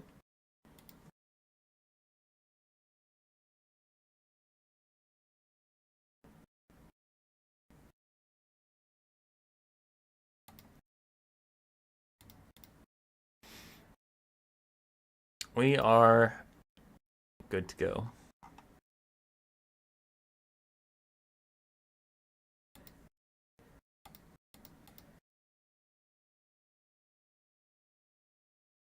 Something like Cathay, passive delay design fighting formation type thing.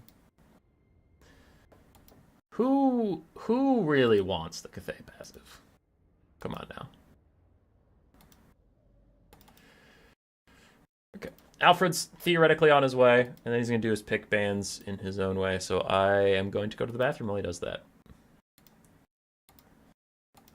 Well, he's here. Maybe he'll pick his army faster or something. It's pick one band too, so hopefully this isn't that hard. Oh!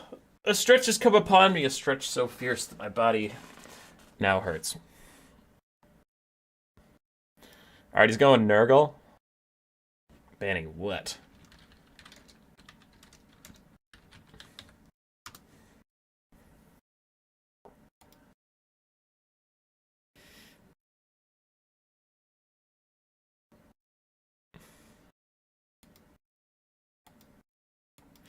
Let you the choice of an interesting matchup. So he's going Nurgle.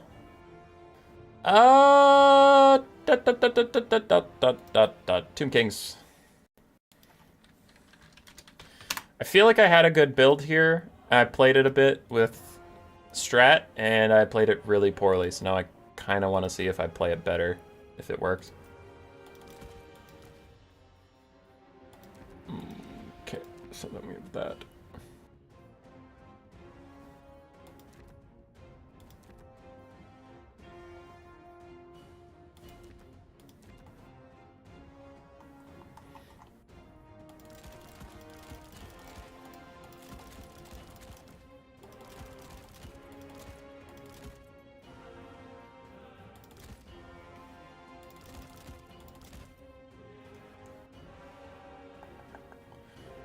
Okay, if we do that. Now, something's not right. Something about this just ain't right.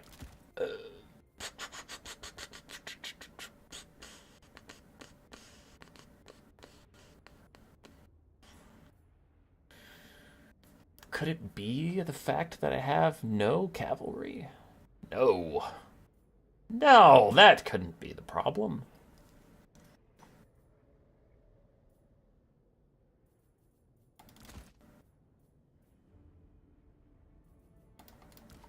This is not good.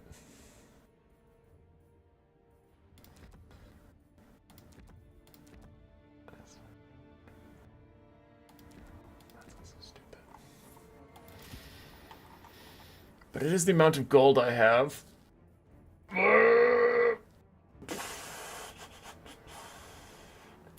But that's a useless spell to me. So I'm just gonna do this, and I need to save 100 gold. Cut you back down to this.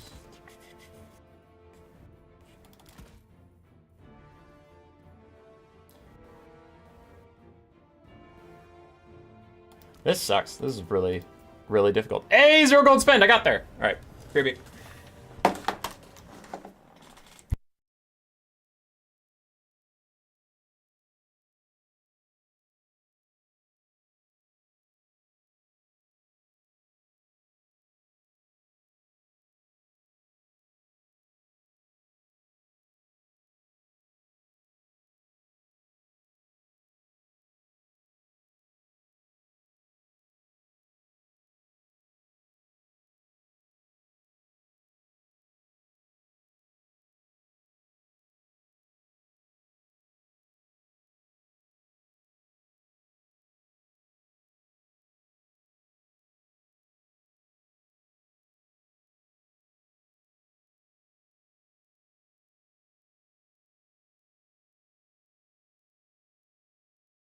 I'm back, and he's ready.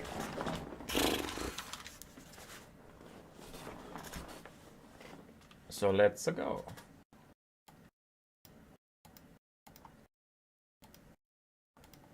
miss when Hubbis was a streamer. I'm streaming literally right now. It's the final best of 3 or 5. 3.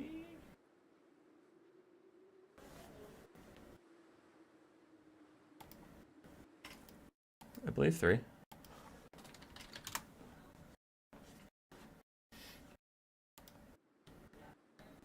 Is the Thunder Barge allowed in this tournament? Nah, the players just handshook on no.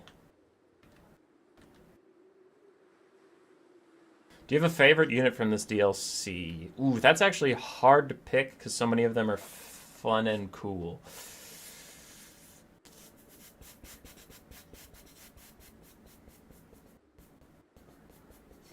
I like the Witch Hunter buffs a lot, but that's not a new unit. But if I had to answer based off of rework and new units, the Witch Hunter buffs, because I love the Witch Hunters, and I wanted them to be good. But as for just new units, probably the Rot Knights of Nurgle. They're pretty fun.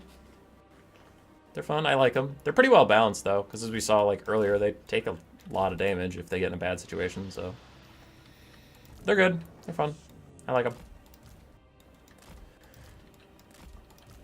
Alrighty, Tomb Kings versus Stinky Nurgle. Enemy troop count is tiny. Okay. Don't know what he took for a tiny troop count. But I do have 3 Sepulchral Stalkers and a Bone Giant to help get some poke. And we have Arkan and some of these things. But I'm wondering if he took just a Rancid Visitation caster, in which case I'll put Arkan all the way back here and make him work for it a little bit.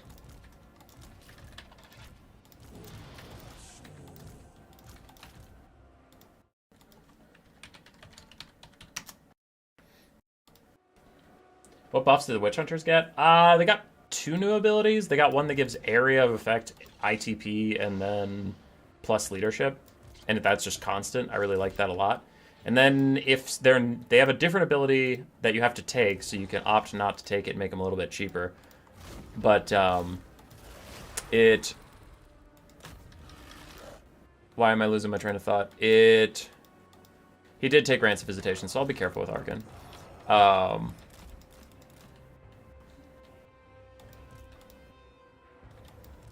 damn, I'm having a really hard time with this. Sorry, it's a thing that gives plus 12 leadership and fuck, not leadership. Melee attack and melee defense when you're near something that causes terror. There, I said it. Oh my god.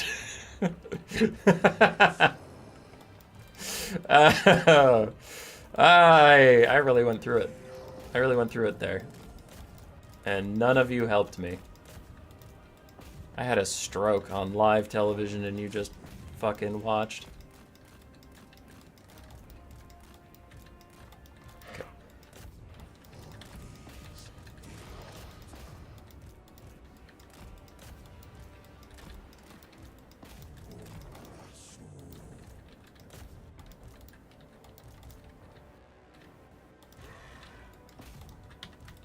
Okay.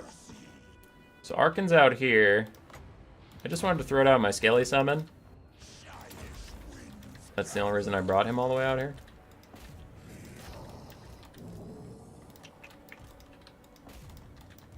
Okay, we'll move our Sepulchral Stalkers up. I still have Carrion around. I'm not really sure what to do with them just yet, but they're here.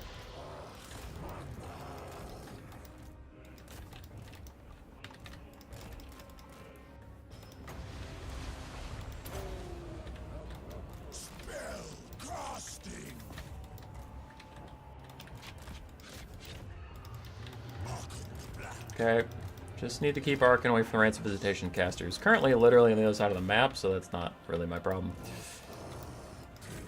These archers are in trouble. I don't know how much I can do about that, TBH.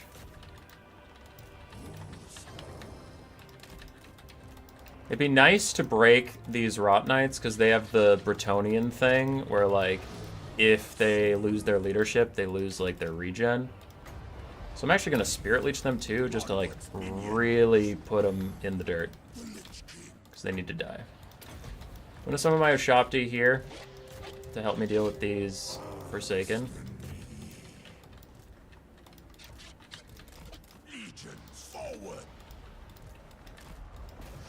And now we're taking a lot of damage. Okay, Bone Giant, throw guard mode on and start poking that guy. That's your job now.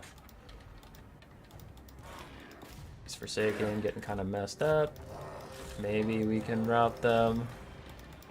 Need to stay out of range of Rancid Visitation guy.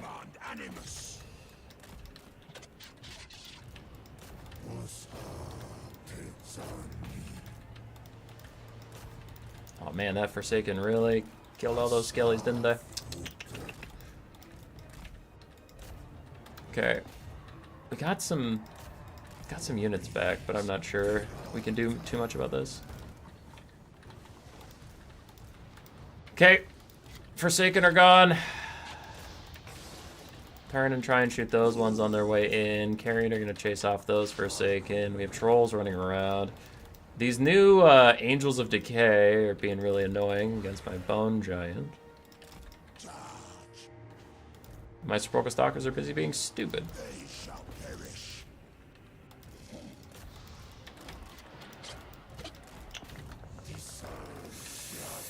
Yeah, I don't think I have the DPS for this one.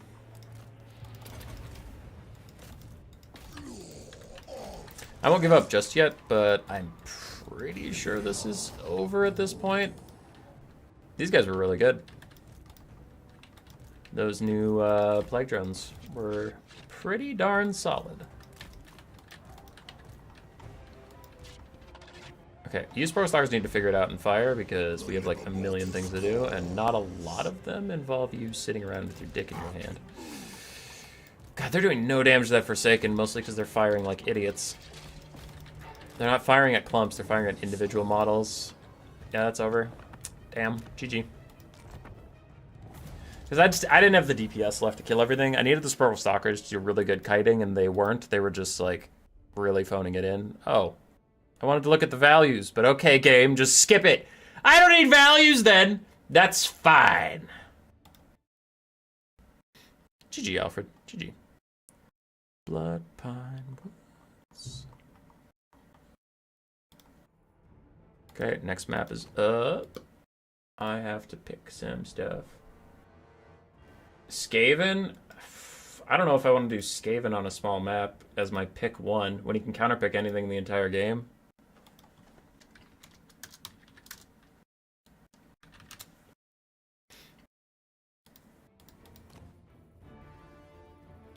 Honestly, I'm going to go with Dwarves. I haven't lost on Dwarves in the DLC yet, so that'd probably be the best thing I can do. Dwarf, ban... Dwarf, and Skaven. There. I'll go Dwarf, ban the mirror match, ban Skaven. Other than that, I'll take whatever. Let's give Alfred his point.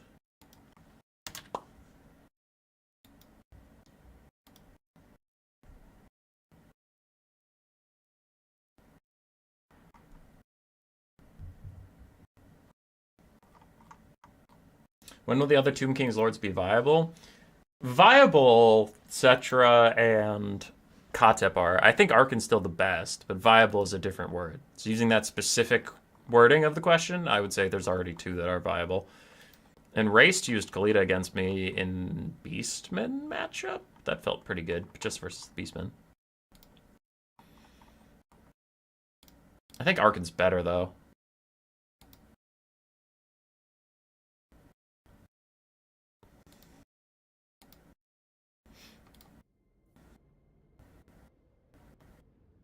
Nurgle OP. I think that was a good showcase of like Nurgle being like strong now. I don't think they're OP. I just think they're actually threatening for the first time in their life.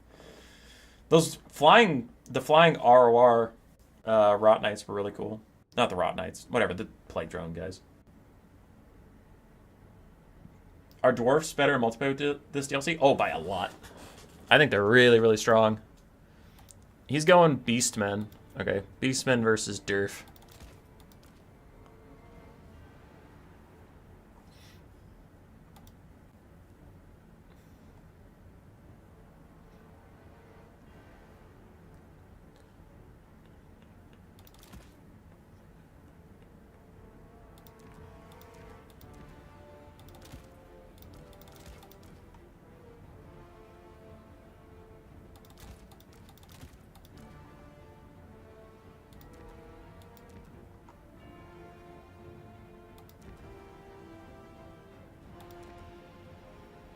I'm doing some thinking, so 1 second.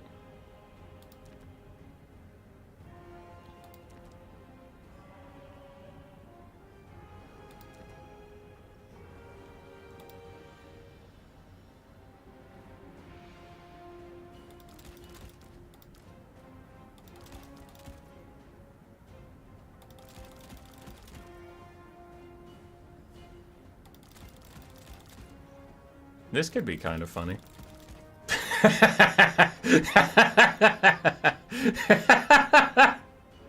This could be really stupid, but it could be kind of funny.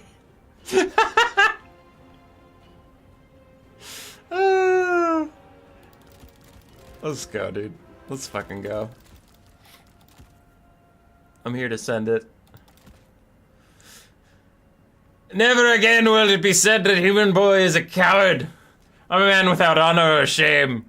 That is simply not true. He is very shameful. He's the most shameful of us all. And today I will prove it.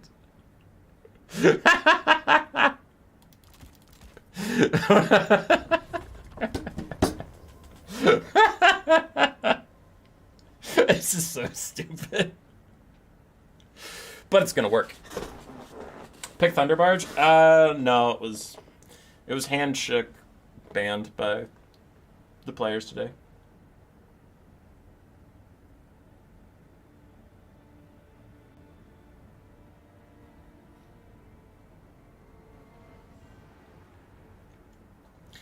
Okay, I don't know if this is the most optimal build. I am considering the map. It's a very small map, and I am considering my opponent when I make my build. And now Ferdino is good at, like, kite-type things, and I'm really not... I'm not in the mood for getting kited on a small map with a bunch of trees. So hopefully this build will help me not get kited. I don't know what I'll do if he just hard rushes me with a bunch of Minotaurs. Like, theoretically this can deal with that, but I'm not as sure. I think if I was on a bigger map that was more open, I'd play this a little differently. But I don't know. This could work. Like, that was the kind of lead up, is like, I have an idea here, but I acknowledge that if I took a lot more time and played a little bit sweatier, that there's probably better builds out there. Sometimes I wish I was a human boy. Nah, dude. Nah, this shit sucks. Quad Goblin Hewer. I should have taken the Goblin Hewer. You're right, Mr. BD. You're right. That's actually just... I slipped up on that one. I should have taken it. Did the DLC drop? Is this early access? Early access. Up in the top right corner, you can kind of see it says development in progress.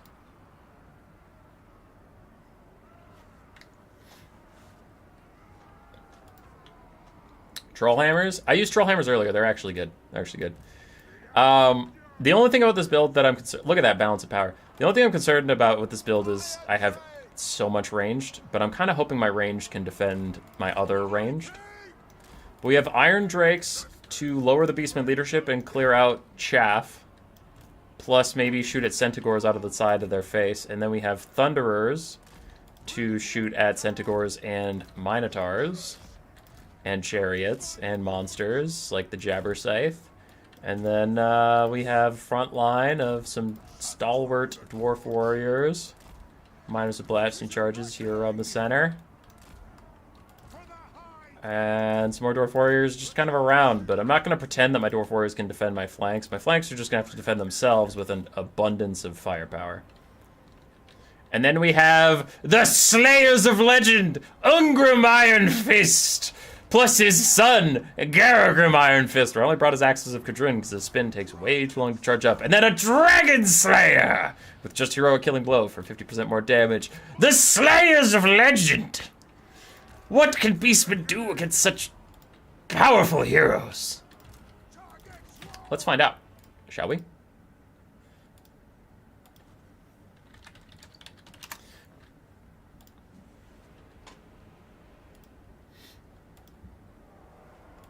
I wish the Thunderbarge had been a campaign exclusive and then been this overpowered. I don't foresee there being a fun version of the Thunderbarge for multiplayer. Like, as weird as that sounds. I feel like the Thunderbarge is just a bad idea for multiplayer, where it's like, Okay, it's a flying, shooting single entity that's going to be hard to hit, or you nerf it so much that it's useless. So what are we doing here? Like, it's not something that's ever going to be, like, fun. I don't think people will ever really be happy to see it. Okay. So he's kiting away, as Beastmen tend to. He's just trying to set up a flank for now.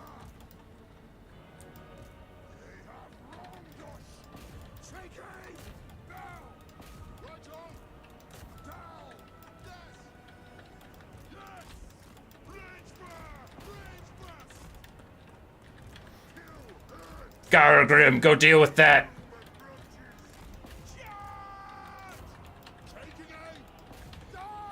Alright, we have a lot of harpies on the way in.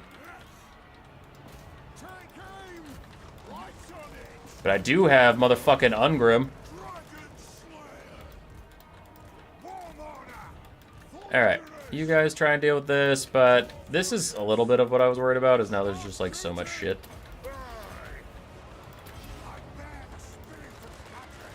Oh wait, you can just go kill Malagor if he's really going to be a little bitch about it. Should be able to bop his ass. Because these guys are clearing out some stuff for me, but it is looking like I maybe had 17 too many ranged weapons. That is looking real, but the boys fucking got him! Take that Malagor, you piece of shit! Hope you die! Hope you die in hell! Yeah, get fucked! Yeah, get fucked! Alright, their leadership is gone. That's something. Oh, you guys really fucked that up and missed everything. Gargrim still tries to find a fight. Iron Drake's gonna get rid of these dogs for me. Iron Drake's firing out in every direction. Oh shit. I just gave dumbass McDumbasson a bunch of orders he can't possibly follow. Okay. You guys deal with these Ungor herds. Thunders are gonna run out here. You guys are gonna deal with this. I wish I had taken... As cool as it was that Ungrim had killed Malagor, I really should have taken Thoric, and you're seeing why. Ungrim's more expensive than Thoric, and now I don't have Rune of Wrath and Ruin, which helps me clear out a bunch of worthless-ass chaff, so now worthless-ass chaff is blocking all my ranged units and being annoying. But... So it's unfortunately doomed, and I'm not going to waste your time with this, but it is doomed. All my ranged units are fucked, so then it's just going to come down to my Slayer Hero Core getting slowly ground down, and they're unbreakable, and that's not going to matter. So, unfortunately, it was a dumb build, it was a bad build, but it was funny. It's just a bad map to play Dwarves on. I shouldn't have done it on reflection, because it's too small. It's too small, and then there's a big wood on the side that he can just advance on me through. So, yeah. Sometimes you pick bad and you lose. GG to Alfredino. GG.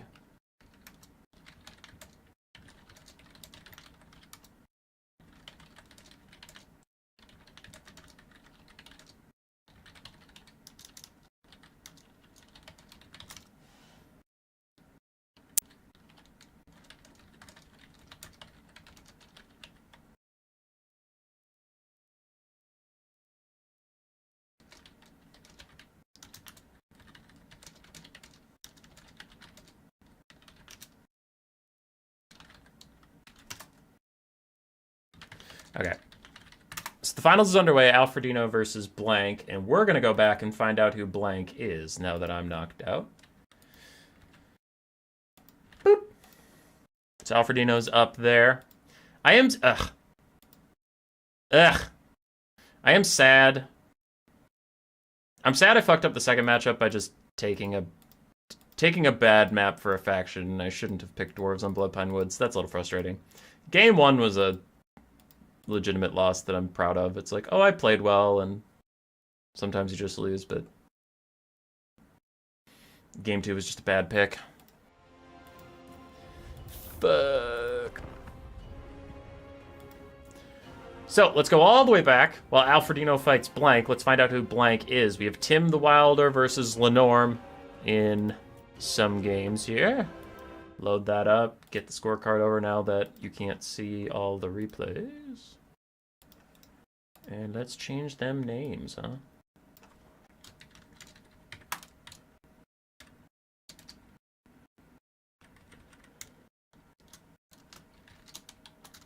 Oops, not NC, NV, it's NC. Lenom.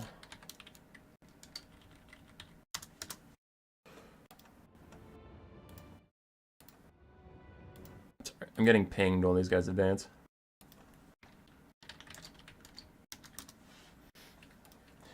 All right, Tim the Wilder versus Lenorm, who is currently fighting Alfredino in the finals, ladies and gents.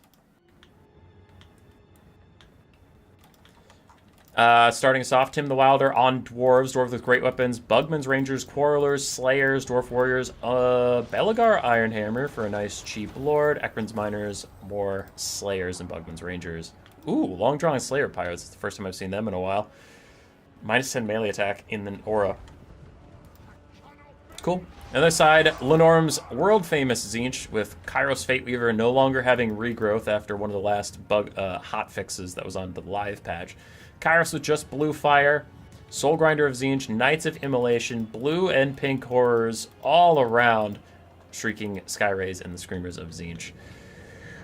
The Dwarves need cannons. You need cannons. Cannons are amazing after all the buffs, but also to not get hard kited by Tzeentch. 2 or 3 cannons are so good versus Tzeentch. Did Belgar get a change? Not that I know of. People just take him because he's the cheapest lord you can get besides the basic Dwarf Lord. But you pay 100 more gold in the basic Dwarf Lord and you have a lot better stats, so it's usually worth it. Kairos and his Doom Knight's going to charge in as long as their barriers hold and get some free damage on the Dwarf Warriors while the Soul Grinder continues to try and snipe out Belagar and is getting decent little poke in on him here and there.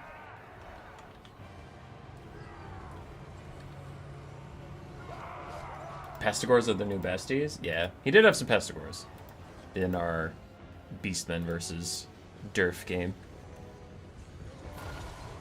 That was pretty good. Blue Fire going down the line.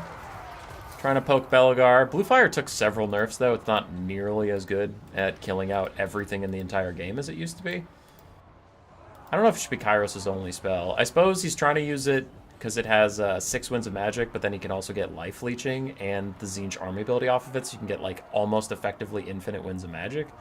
I suppose that's why he's using it as the kite continues around.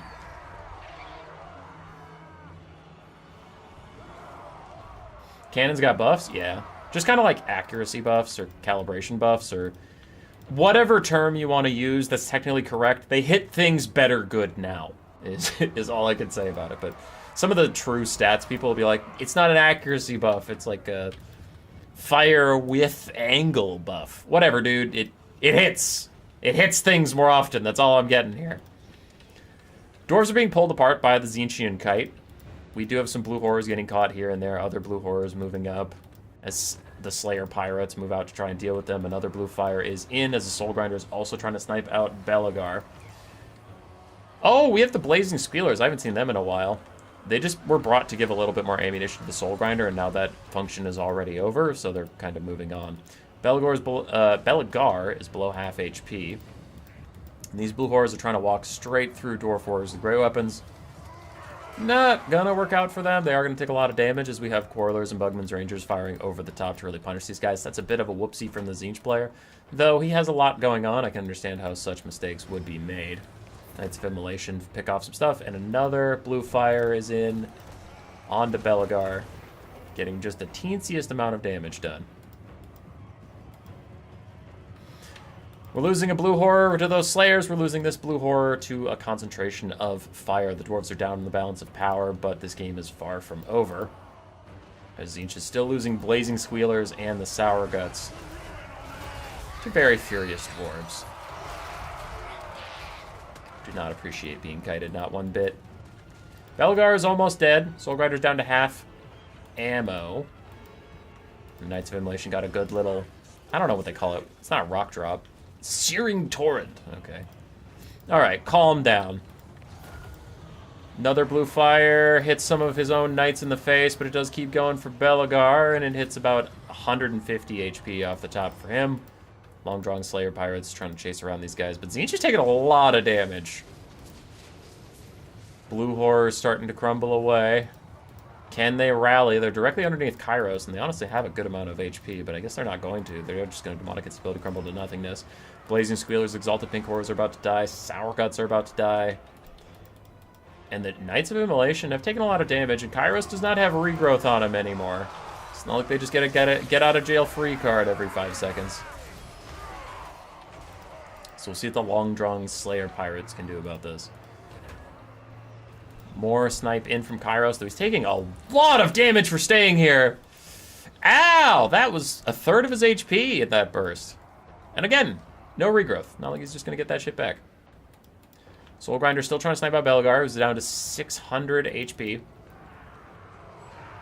Kairos is kiting away. 7 leadership on the Blazing Squealers. 33 on the Sour Guts. They're doing much better. Okay, have fun. And now the Soul Grinder gets caught out, shot down by all of these Quarrelers, and he's going to start to path away. We'll see how many shots can still hit him as Belgar took another Soul Grinder shot. Imagine Kairos is going in for a Blue Fire. We'll see if it's even the last one, though. He might need 2 to kill him, because that Blue Fire has done jack shit.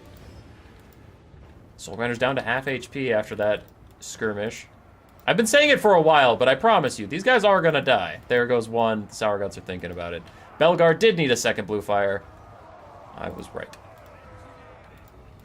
Quarrelers are all turning. They're trying to punish the Knights of Immolation.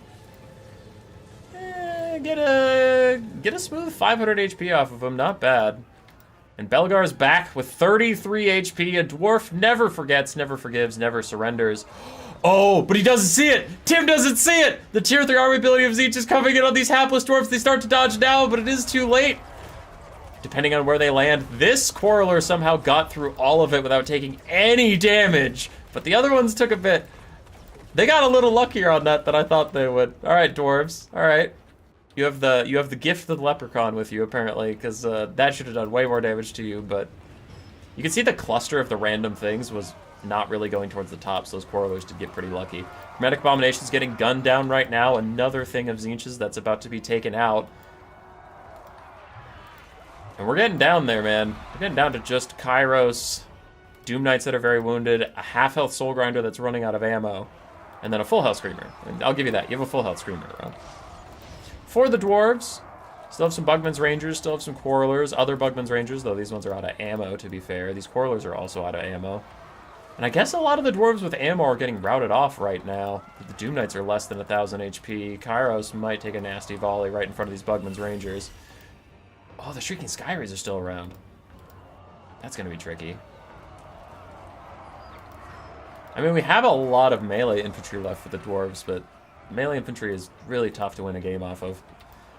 Bugman's Rangers with their last volley going to shoot it at Kairos, who's down to 3,000 HP and shrinking. Knights of Immolation still fighting with Quarrelers, who just rallied and looks like, well, they stopped terror routing, which is kind of rallying. Long-drawn Slayer Pirates also firing in. Kairos has lost 500 HP, so we checked in on him. Soul Grinder is fighting with some Dwarf Warriors. Aims a shot down at the Slayer Pirates. Takes out a couple of their models. Kairos continues to dip. Can Tzeentch get it together? As their Screamers are getting a little low. Where's their range? We have some Quarrelers with some ammo. Long-drawn Slayer Pirates still have some ammo. Some more Quarrelers that just rallied and are going to rout. And these other Quarrelers look like they're getting chased off the map. We do have one Bugman's Ranger here with 7 volleys. That isn't routing. That's kind of Lenorm's hope for keeping some agency in this game, as this Quarreler is also somehow hanging on to leadership, as Bugman's Rangers are nearby, but not getting attack orders just yet. They're still reforming. They need to walk over here and help out. It looks like they're not going to, and those Quarrelers will rout. Dwarf Warriors were not in place to help them either. This is going to be a nasty rock drop. These guys got to spread out. Oh, it's going to be so much damage. Not as much as I had feared, but still a lot. Still a good amount. Bugman's Rangers with the ammunition are just getting slapped by Tzeentch. Tzeentch really trying to take him out. Kairos is down to about 2,000 HP. We have some more Quarrelers who have rallied. They're trying to fire at the Knights of Immolation, who are diving in now onto long-drawn Slayer Pirates right in front of these Bugman's Rangers. This should be the end of the Knights of Immolation. Should. The Shrieking Skyrays take out another Quarreler. Dwarf Warriors still trying to rally wherever they can. The Knights of Immolation escape with 500 HP. But the Slayer Pirates are going to try and deal with them. Bugman's Rangers turning into the Blue Fire of Tzeentch to try and take a little bit less damage and keep poking at things. Looks like they're going for Kairos. But he's dodging a lot. They kind of got to focus up. They got to focus down some things rather than poke everything, because Tzeentch is just spreading it across his barriers. Kairos lands and immediately terror out some Dwarf Warriors. Knights of Immolation and Tricky Skyrise chase off some other stuff, and the Soul Grinder rips through the Bugman's Rangers that still had ammo, forces them away. Slayer Pirates still try to shoot Kairos, even though he still has barrier left. I don't know if that's really going to play out. Now we have a whole crapload of Dwarf Warriors, Quarrelers, but no one has any ammo for the Dwarves. Which means Tzeentch is now going to just start cycle charging. As you know, get your barriers to full, charge in. As soon as your barriers dip, charge out. We got a Quarreler back. That's guaranteed value. Don't shoot a Kairos, dude. You're not going to be able to kill him. You got to kill something with multi-entities. No! God, Jesus Christ. Got a little bit of poke, and now Soul Grinder's going to just run in and off these fools.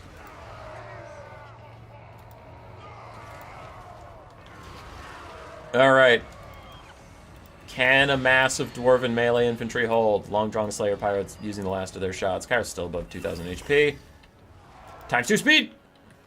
Dun dun dun dun dun dun. Fighting a bunch of Dwarves. And then a Bolt of Change hits them. Alright, they're going to chase off the stuff that's routing. Charge Kairos in. And when Kairos gets out, he has full barriers again. Now they charge over here to try and isolate this thing. And then a Soul Grinder is going to try and deal with it. As Knights of Immolation start to get with these guys, they kill some stuff, and then they all start to run away. As Knights of Immolation actually get ground down. Down to 300 HP. Shrieking Skyrays and the other Screamers getting pretty low on leadership. Will they Demonic Instability crumble?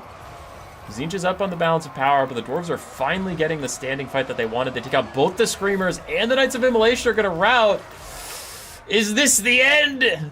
Is this the end of the poor Tzeentchians? I thought they'd be doing the cycle charging for a lot longer, but in the end, it looks like he just kind of opted in. I don't know if he has another tier 3 armor ability. He's used plenty of the tier 2s and one tier 3 earlier, but if he had a tier 3, that would be pretty gross right here. Knights of Immolation do rally. 6 Tzeentchian versus 500 Dwarves. And the Soul Grinder's now trying to path out as the Knights of Immolation and Kairos come back in. Big blue fire down from Kairos. Pokes all these guys a little bit, and a random terror out hits some Dwarf Warriors. But it looks like the Soul Grinder and the Knights of Immolation are going to chase off some stuff, so I'm going to fast forward through that.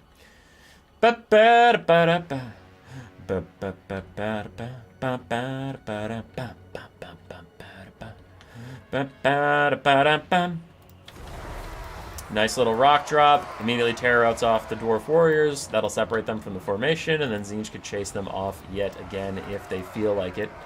Knights of Immolation in there. Lose their barriers, lose a bunch of HP, get negative, and rout again. Next time they rout, that will be a shatter. Kairos and the Soul Grinder are in it for now. In the big old Demons of Tzeentch hard carry. We still have a full health Bugman's Ranger.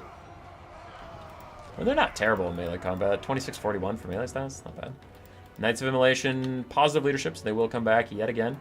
Kairos and the Soul Grinder are just going to chase off these Dwarf Warriors. It's fast forward time. Da da da da da da da da. Knights of Immolation almost dive into their death, but then they don't. And those Dwarf Warriors shatter. Kairos is lining up another blue fire, probably, because he's never out of mana, because he's stupid. They're walking back in. Do you have another one of your tormenting drop things? I like how he just landed. He didn't even charge, he just literally landed. Soul Grinder comes in, Kairos rear charges after that to tear out the Dwarf Warriors, and you've seen this one before. They're gonna rout, and then I bet they're gonna get chased down. Knights of Immolation, every time this happens, the Knights of Immolation get the short end of the stick because they finally fucking shatter. We'll leave Kairos here, but a Bolt of Change is coming in on these super clumped up Dwarves. Doesn't do a lot of damage, depends on where it lands. Oh! Dead center, baby! Big damage! Bugman's Rangers get their healing cap with Insight. And the Quarrelers and Dwarf Warriors obviously don't have any healing, so it is just the Bugman's Rangers who can try and benefit from a long game. So far, Kairos and the Soul Grinder still have barriers, is how little damage they're taking as he uses his big old pink attack. These Dwarf Warriors are going to be allowed to rally, though. Single Entity's not going to be used to chase them off. Currently just grinding through these Dwarf Warriors. Kairos is taking a lot of damage. He's getting low. Balance of power is heavily in Tzeentch's favor. But Kairos could die, man. Any moment now. 20 melee defense, 50 armor does not a greater demon make. But a terror out in from the Dwarf Warriors. Can these Quarrelers and Bugman's Rangers hold long enough for the Dwarf Warriors to come back? Kairos is still getting poked down. He's slowly falling. In comes the Gaze of Fate. Netting the Bugman's Rangers in place, but also lowering their melee attack to literally 0. As the Soul Grinder stays in the fight, Kairos is going to back off. Probably use a blue fire or just refresh his charge or something. As long as one single entity stays in, it's whatever. Really nice blue fire. And Soul Grinder is starting to lose his barriers, is finally taking real damage. As he charges back into Dwarf Warriors, Kairos comes in the rear. Terror outs off the Quarrelers. Dwarf Warriors, they'll terror out as soon as their terror resist wears off, which will be a bit, to be fair, but still. And Kairos is currently recharging barriers while in melee because of his crazy-ass landing animation. As the Dwarves still struggle to kill any of these Tzeentchians. Another terror out for a different Dwarf Warrior. That Quarreler is back, though. These Dwarf Warriors were out again. I'm kind of surprised they haven't shattered. I guess that was their only second route. Kairos is trying to line up another blue fire. It looked like at point-blank range, but he's losing his barriers nice and quick, and that is army losses. Kairos, baby! Still love it. Still love Kairos. Fuck Kairos. Kairos is a piece of shit. But yes, as dwarves, you need cannons. You need cannons versus Tzeentch. Mid-range is not going to do it for you. Cannons, cannons, cannons.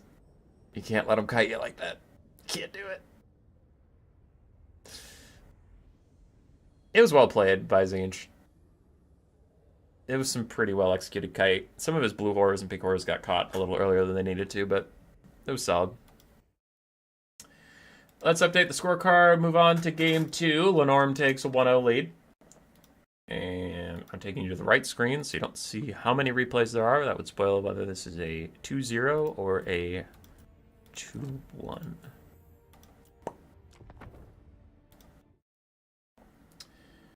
Game 2. High Elves of Tim the Wilder versus Lenorm's Dark Elves.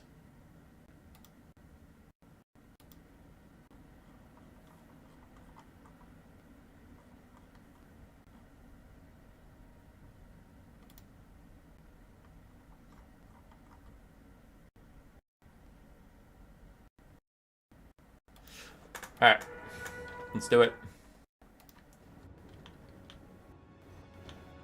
Don't play Doubt Dwarves into Tzeentch, or bring a cannon. For the High Elves and Dark Elves, we have some Illyrian Reavers, the Fireborn, Archmage of Life on our Dragon with Earthblood and Awakening of the Wood. No Dwellers, no Regrowth. Interesting. Dragon Princes, Archers, and Spearmen. For the Dark Elves, Morathi, Melkoths and Soulstealer for her, some Cold One Knights and Cold One Dread Knights, Helibroni, and Witch Elves. Wow, a lot of Witch Elves. I suppose once they pop their Madness of Cain or whatever, they could get through the High Elf frontline pretty easily. Morathi taking an ill-advised fight with the Life Mage. While her stats make it look like she'd do okay, their HP difference is not making it okay. The Life Caster is kicking her ass. She has Soulstealer to heal back up. It's not like this is the end of all things, but still, obviously not a good trade when she loses that much HP. Fireborn, other Dragon Princes trying to harass the Cold One Knights as archers. Really push them off. Tons of damage out here. In comes a Soulstealer. Is it going to manage to hit the Fireborn as well? Waking the Wood. A little bit of slow, a little bit of damage. The Soulstealer to heal Morathi. So far, the High Elves are very happy with this early game, though. Skirmish Cav and Archers still firing as Cold One Dread Knights are going to overextend. Avoid the spears for now and back off, but that means they are unshielded as they run away from the Archers. Their shields are in the wrong direction. Big old breath attack down the middle. A little bit of poke on a couple units that was a little scattered, so the Life Mage didn't really know where to aim. And here come the Witch Elves. Can they get through the Spearman front line? They're probably going to pop their Madness, Witch Brew thing, whatever, right away, just for the melee attack. Yeah, there it is. So now have 72 melee attack, and they can really shred through the High Elf spears. High Elves rely on their army passive of, like, you get crazy high stats from martial prowess as long as you're healthy.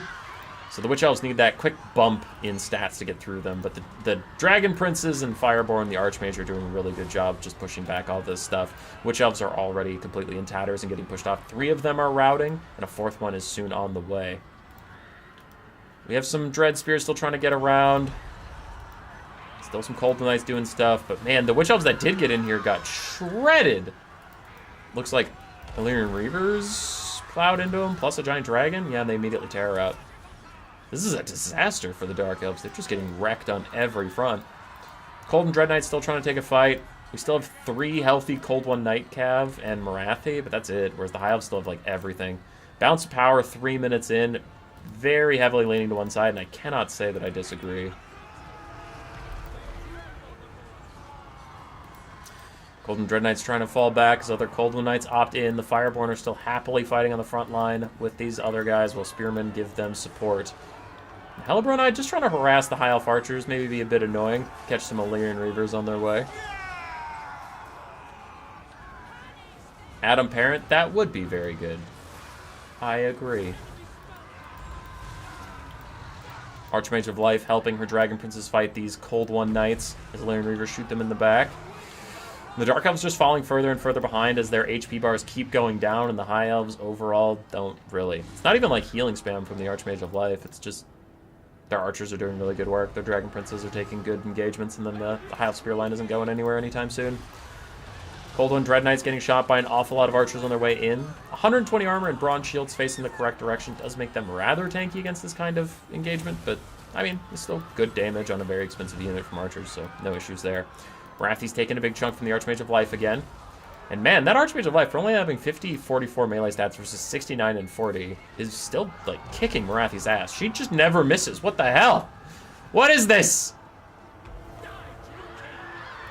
Golden Dread Knights opting out to go fight Dragon Princes instead. Marathi's trying to get away from this Life Mage, but it is looking all but over for the Dark Elves. Army losses is coming very soon. Speed delivery.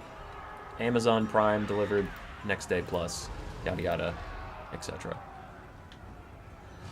And that's GG. I feel like that was the opposite RNG I had with Strat last night. I had a game where my Count Noctilus literally just T-posed, stood around while Morgar and a bunch of Beastmen beat him up, and he wouldn't attack anybody. And then when he did attack, he missed like 1,000,000 times. That was the opposite of that, where Tim's Lifecaster had no business hitting every single shot. But she did. She fucking did. And that is a quick 1-1. Dark Elves having a rough go there against the High Elves. Back to the right screen. Oh, wow. Welcome to infinity. Game 3, this is it. Who goes? Who stays? Tim the Wilder on the Empire versus Lenorm on the Dwarves. Steam Tank Volley Gun and a bunch of Hawkland Long Rifles. Hey guys, do you think the Hawkland Long Rifles are any good? I don't know. We've seen them in like literally every Empire game. Yes, they are.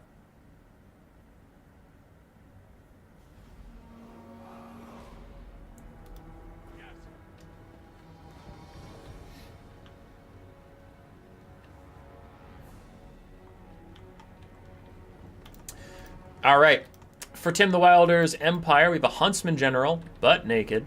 We have a Jade Wizard with just Earthblood and then the Life Bloom. A Steam Tank Volley Gun, the new Steam Tank variant. A bunch of Flagellants and Swordsmen. Hawkland Long Rifles, looks like 4 of them. Yes, 4 of them. And then a couple Free Company Militia sprinkled in the back line. Yeet. On the other side, for the Dwarves, we have Dwarf Warriors, minus the Blasting Charges, Quarrelers, Slayers, Dragonback Slayers, more Slayers, more Slayers, more Slayers, Double Dragon Slayer, and then Thoric Ironbrow. He is on his throne of power. And then some Ekron Miners.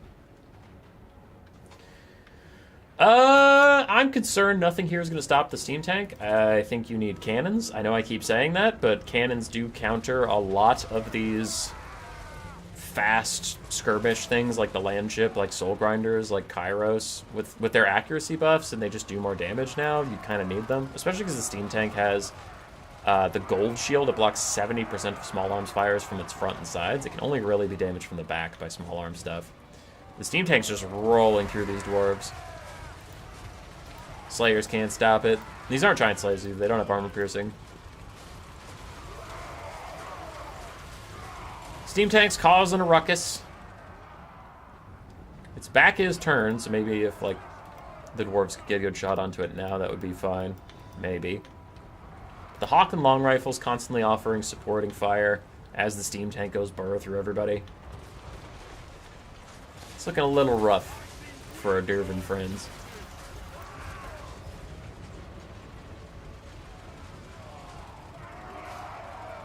Your Flagellant got him. I mean, just look at the damage coming from these Hawkland long rifles plus the steam tank being annoying. Already, the Dwarves are in pretty bad shape, and the front line's just met up. Flagellant's getting pretty low. Swordsman stuck fighting Dwarf Warriors for a bit. The Dragonback Slayer's getting ripped apart by the Hawkland long rifle fire, plus, of course, the steam tank volley gun. It's already got 900 value in the first 2 minutes, and he continues to just roll through the Dwarves. You need mass to stop the steam tank, which I get the Dwarves don't have, but then the Dwarves do have to bring, like, troll hammers, they have to bring cannons or something, giant slayers, perhaps. Thoric needs to use his slow on this thing. I don't know if he even brought his slow. He didn't. He didn't bring his slow, so there's nothing to stop the steam tank from just continually going through stuff. Dragon Slayers will kick its ass if they can catch it, but I don't really think Tim's going to let it sit next to them. It does have only 39 speed. Oh, because the Dragonback Slayers are throwing it, but slowing it by 30%. Elsewhere, Flagellants and Swordsmen holding back the Dwarves. Minus the Blast Charge is trying to get up here. The Hawkland Long Rifles. Can you peel for yourselves, or are you guys going to be in trouble? They're already pulling out their swords, so... yeah, they can't peel for themselves. They're in trouble. Free Company Militia trying to help them out a little bit over there. And the steam tank continues to tear through these guys. I issued a dire warning. To beat the steam tank, you need artillery or mass. The Dwarves did not heed that warning, and they are now suffering the consequences, as it can literally kill this whole army if microed correctly.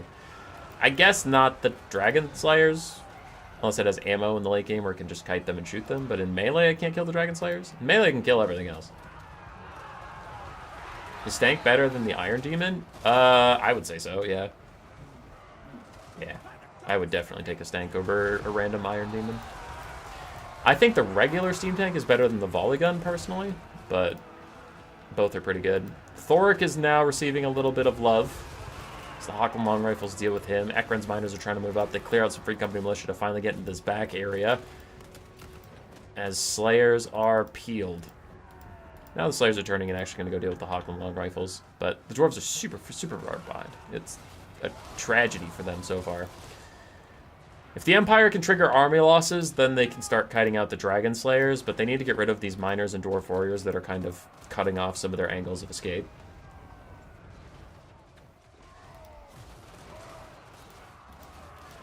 Steam Tank's fighting with Thoric. Does have anti-infantry and armor piercing in melee. It's 15 bonus versus infantry in melee. But I suppose he's on his throne, so he's not actually an infantry, he's the large. As the Dwarves continue to chase down some Hawkland long rifles. Still the Empire guns down the Sons of Grugni. That is one Slayer. That's just one guy. Yeah, he's still alive somehow. Earthblood healing up the Huntsman General and the Steam Tank Volley Gun as it tries to deal with Thoric. Still these Dwarf Warriors are getting shot in the back by Free Company Militia. But he's really trying to trigger army losses, and there it is. So now this makes it much easier for the Empire to just clean up anything with Unbreakable and win the game. That is a GG. Tim the Wilder going to semifinals. Overload arms. Steam Tank Volley Gun, 2,000 value. Hawkland Long Rifles, again, proving their value. They're so good. And Blood Penguin, we interviewed him for wondering what the Empire DLC would bring, and he really didn't want Hawkland long rifles to exist because he thought they would be overpowered. And here we are. So GG to that. Let's go right screen, this thing, and then Tim the Big Fish goes to fight Guillaume. Winner of this will fight Alfredino. Alfredino is fighting the winner of that literally right now. So 2 more best of 3s to get through today.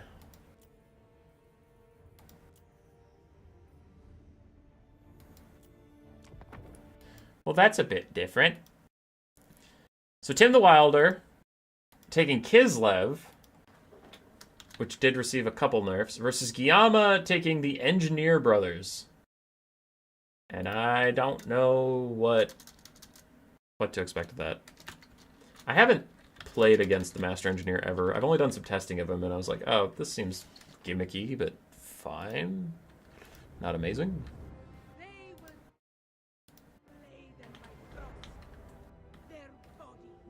Tim the Wilder also plays land battles? Yeah. When do you plan to do the next faction main interview? When I feel like it, because those are a lot of work and stressful. All right, for Kislev, we have 3 Kosovo dervishes, double Little Grom, Ice Witch of Tempest with just Blizzard and her cat summon, Patriarch with just Silix Lullaby the heal, Armored Kossars mixed with regular Kossars, and then some Kislevite warriors with their spears.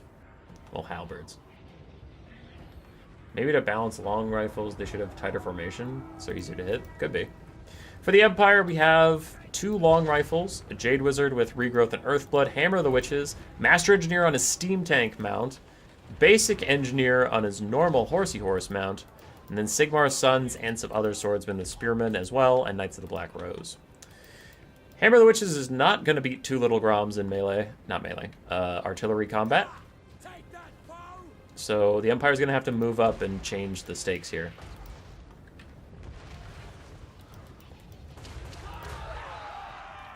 Little Grom has already taken out one of the guns. Now, Little Grom is taking damage, to be fair. Silix Lullaby already popped to try and keep him healthier as the Steam Tank fires in. And what did our Steam Tank friend bring? Just his Steam Tank. Whoa, 100% missile blocking from the front? That's crazy. 50% from the front, 10% from the rear. That's actually insane. I didn't know it was 100% from the front.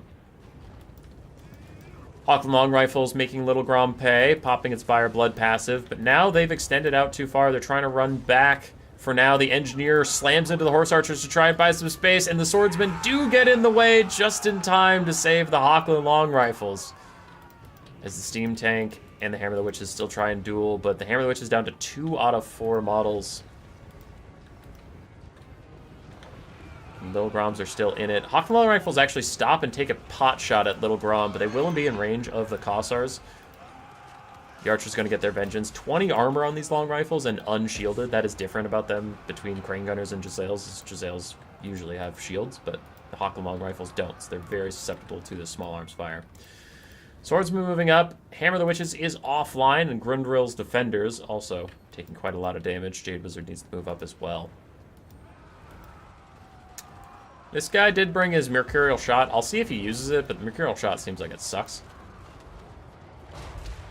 The Steam Tank's still trying to deal with Little Groms. Dude, this is how you deal with Steam Tanks. Artillery. Artillery, artillery, artillery.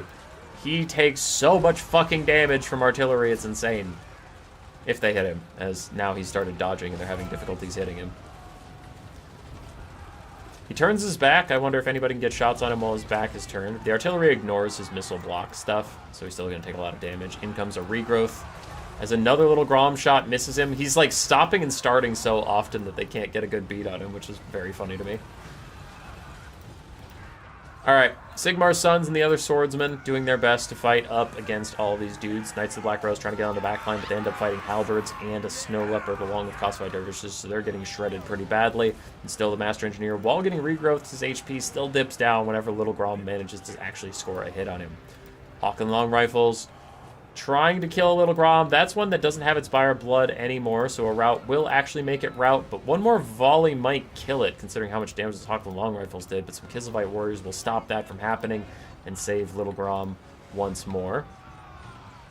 Little Grom turns his focus on the Hawkland Long Rifles, getting a couple little pokes onto them. Kislev is up on the balance of power, and I do agree as, look at that! There it is! There it is! That's how you kill a fucking Steam Tank! That's how you kill the land ship! That's how you try and kill the Thunderbarge, but the Thunderbarge is more OP. Artillery, baby! These things have these hitboxes where you can hit them multiple times with a single artillery shot, plus also they just don't have any missile resistance against artillery shots. It is the definitive way to kill Steam Tanks. Little Grom down to 19 HP is going to rout as this other Little Grom will have to try and finish off the Steam Tank. Gets a side shot on him. Didn't get the double or triple hit, so just a little bit of poke. But another regrowth. Looks like it was trying to be cast in the Master Engineer, but then the Jade Wizard got knocked over. Kislev very far ahead at this point. The Master Engineer is trying to get back to Nuln, where he can get his Steam Tank to safety and rethink how to lead his men. This Little Grom is trying to line up the shot. In comes the regrowth.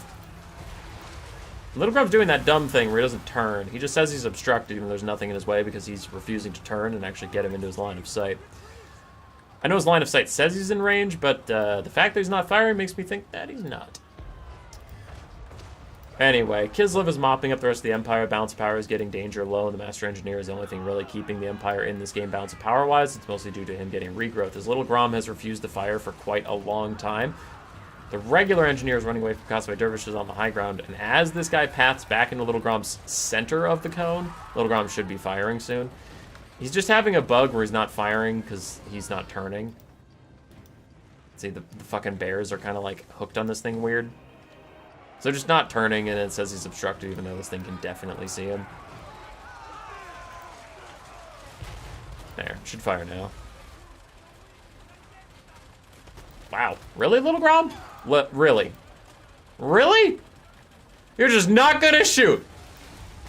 That one shoots! That one comes back with 19 HP, and it fires across the entire desert and hits him. You couldn't shoot him when he was walking straight at you and you're on a hill? You stupid piece of shit! What is wrong with you? Why are you so dumb?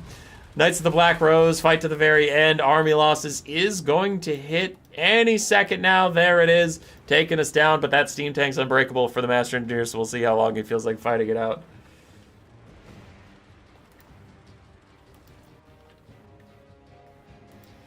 But there is no hope for this Imperial.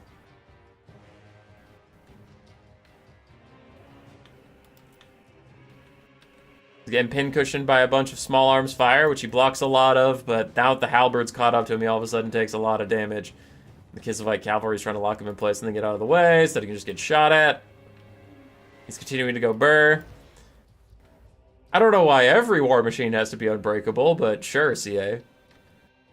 They should probably give these things leadership. That's all I'm trying to say.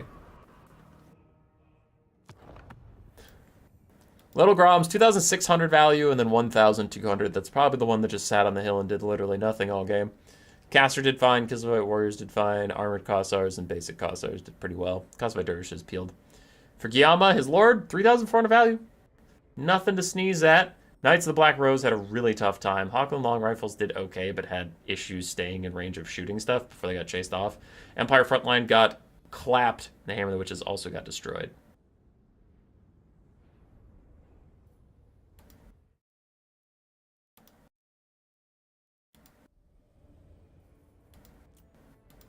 We move on to game 2. I don't want to alarm anybody, but it is Empire versus Dwarves. Guillaume on the Dwarves taking Malachi, Mycosson, and cannons. Let's go. Cannons versus the steam tank. Does it change the result? As I'm trying to figure out... There we go. I was being stupid. I couldn't figure out where my recording software was.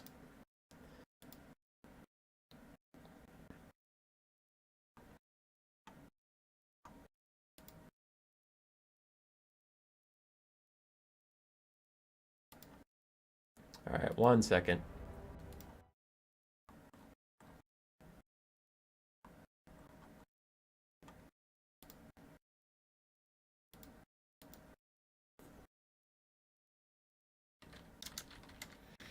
One of the finalists was asking me something. Okay. Okay, we're focusing up. Dwarves and Empire. Get used to it. We're Barge. Banned in this event where all the players agreed they didn't want to deal with it. For Tim the Wilder, we have the Huntsman General butt naked on the ground. And then we have a Jade Wizard with just Earthblood, a bunch of Hawkland Long Rifles, Flagellants, Free Company Militia Swordsman, and then a Steam Tank Volley Gun. For the Dwarves, we have 2 cannons and Malachi Mycosson that are going to have to deal with that steam tank. Now, I don't know if Malachi counts as small arms fire or not, so it might just block him outright, but you can have the cannons try and deal with him. We have a Runesmith and a Dragon Slayer in the woods, and then a bunch of Rangers. Rangers, Dwarf Warriors is a front line, and then a Gyro Bomber, interestingly enough. Gyro Bomber is uniquely terrible in this matchup now because of the Hawkland Long Rifles. Like, it's just going to get shot to death.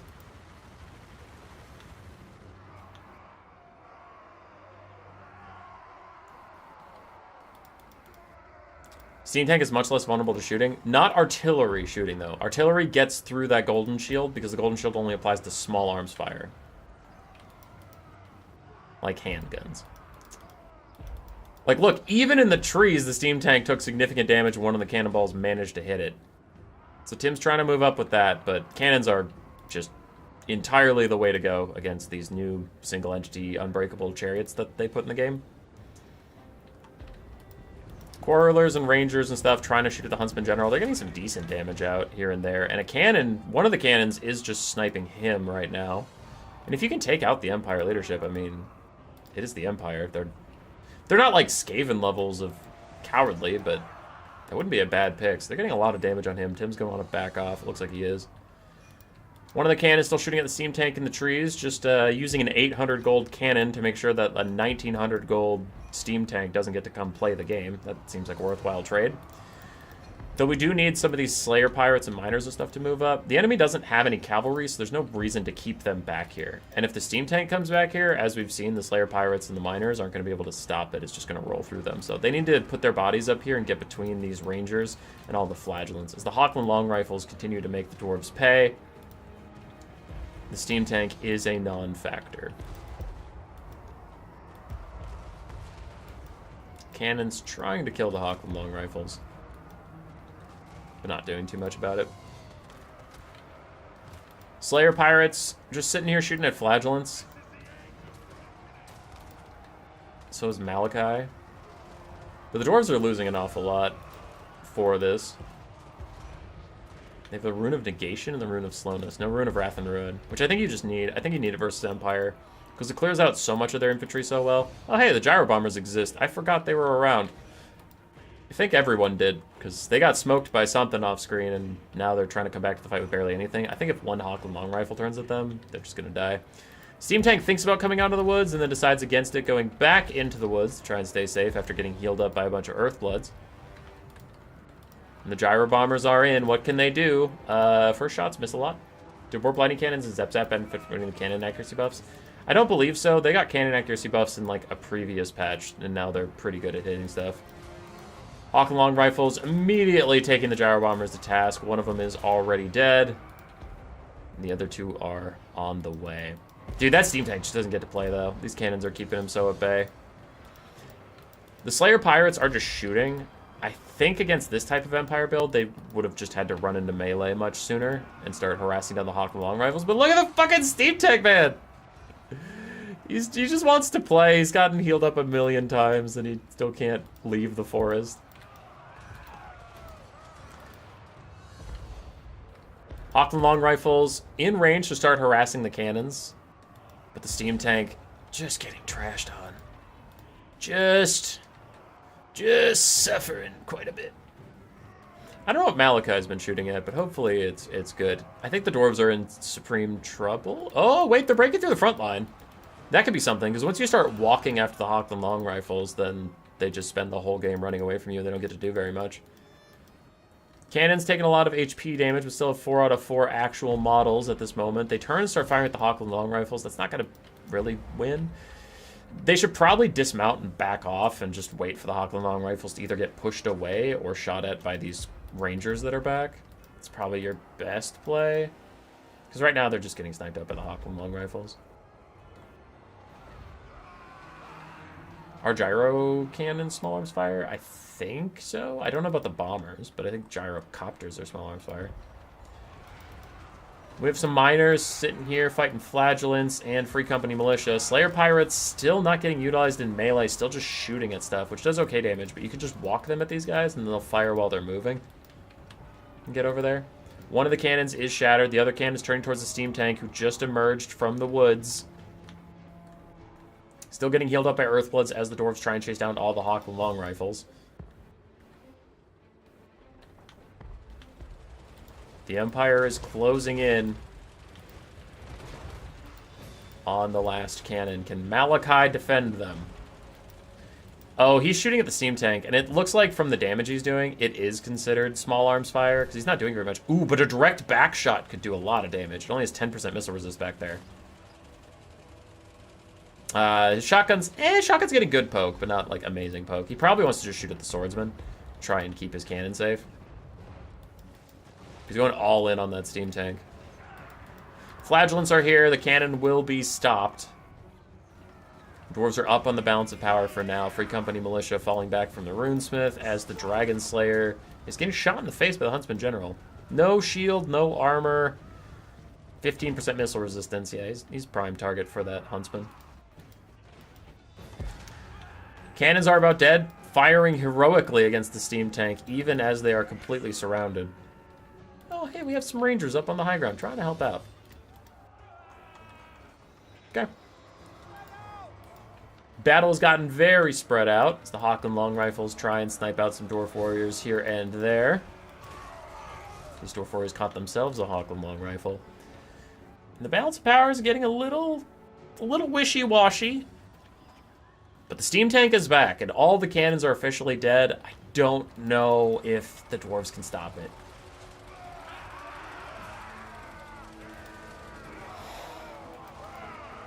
Yeah, I don't know. 380 value, so far hasn't gotten to do too much, but it might just steamroll the rest of the game. Unless Malachi can get free and shoot it in the side or back. Or if it just sits next to Dragon Slayer for too long for no reason. Huntsman General's still trying to snipe out that Dragon Slayer. Ooh, Steam Tank might have fucked up. Walks straight into the Dragon Slayer. Yeah, he takes a good 300 HP off of it. Not too terrible, but still, good little poke. You take it. The Dragon Slayer's actually fucking after him. Trying to catch up. There goes the Steam Tank goes, starting to roll. Catches up to the Runesmith, then immediately paths away. Elsewhere, the Empire are kiting out the Dwarves. We have 1 Slayer Pirate, and then 25 Slayer Pirates trying to chase them down. As Dwarf Warrior also hangs in there for now. Free Company Militia shooting at the Dragon Slayer and Runesmith that are chasing around this little steam tank. And Malachi is down to half HP as Free Company Militia are shooting him in the face. But he is standing right in front of them trying to gun down the Jade Wizard. He needs to not be standing right there because he is taking so much damage. He's a Slayer after all. Malachi has 0 armor, no shields. Cannon still routing, Miner still routing. The steam tank volley gun has gotten to safety. Another Rune of Negation out for the Dragon Slayer as he fights a whole bunch of Flagellants. Unbreakable versus unbreakable, but Malachi's not having as good of a time with it as a volley gun starts shooting at him.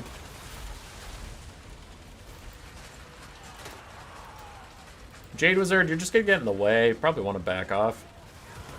Steam Tank Volley Gun comes rolling in. Another little Earthblood for it, though it is heal capped at this point. Empire's taking the lead rather convincingly. Sniping out and pushing off anything the Dwarves have that isn't unbreakable. Now it is down to just the Hero Core. Malachi is getting slowly shot to death by the Steam Tank right next to him.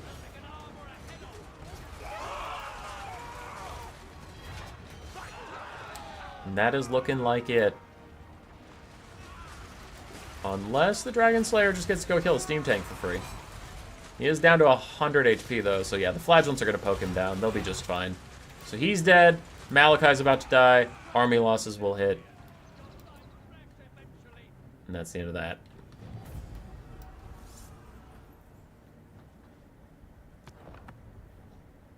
What up, Adelmo? It's good stuff by Tim. You can see the Steam Tank, though. You can see the very large difference in the 2 games when you had artillery and when you didn't. The Steam Tank just had to fuck off for a while and then got to come into late game and play a bit. Hawkland Long Rifles still were always amazing. Free Company Militia did fine. Flagellants did pretty darn well.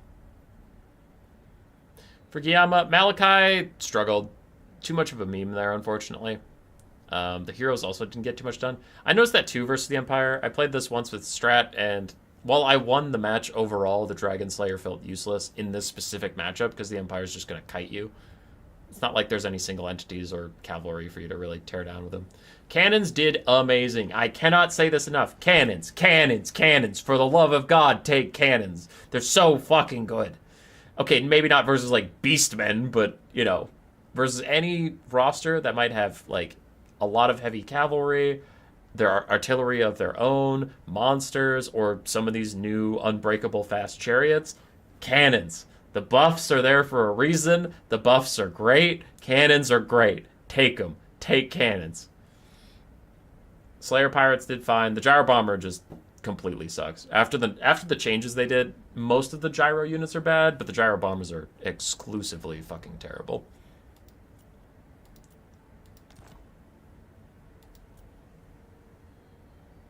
So, yeah, I don't have the finals yet. They're not done.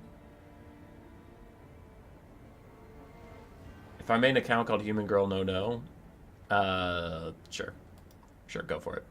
So we are to the finals, which are not actually completed yet. It is Tim the Wilder versus Alfredino. And they asked me a question that lets me know they are on the last game. They are on the last game. These are some games coming your way that I'm going to cast for the channel. If you care about those. Whoa. Whoa. Oh, yeah, I remember this one. I was playing with Platty. That was funny as hell. Double Steam Tank Volley Gun versus Kolek. That's a good one.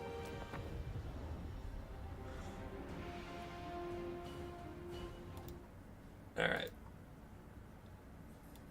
So, I don't know. I could cast one of these. Oh, the dog has to go outside. I could cast one of these, but I don't really want to waste content. But yeah, we have Kolek versus 2 Steam Tanks coming up. I suppose I could just open it up to questions. But I gotta go let the dog out, so I'll be right back. For now, I'm gonna put you on the right screen. Add source text. BRB. So wait, how would I do that? Yes. So if I do this, now you should have a big old BRB over, like, here. I don't know. We'll see if I did that right. I gotta go let the dog out. Be right back.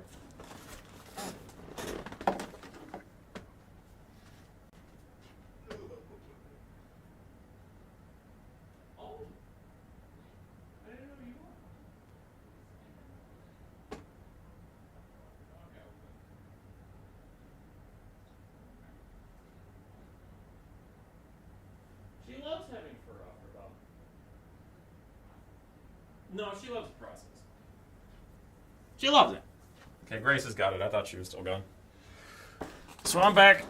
Oh boy. I'm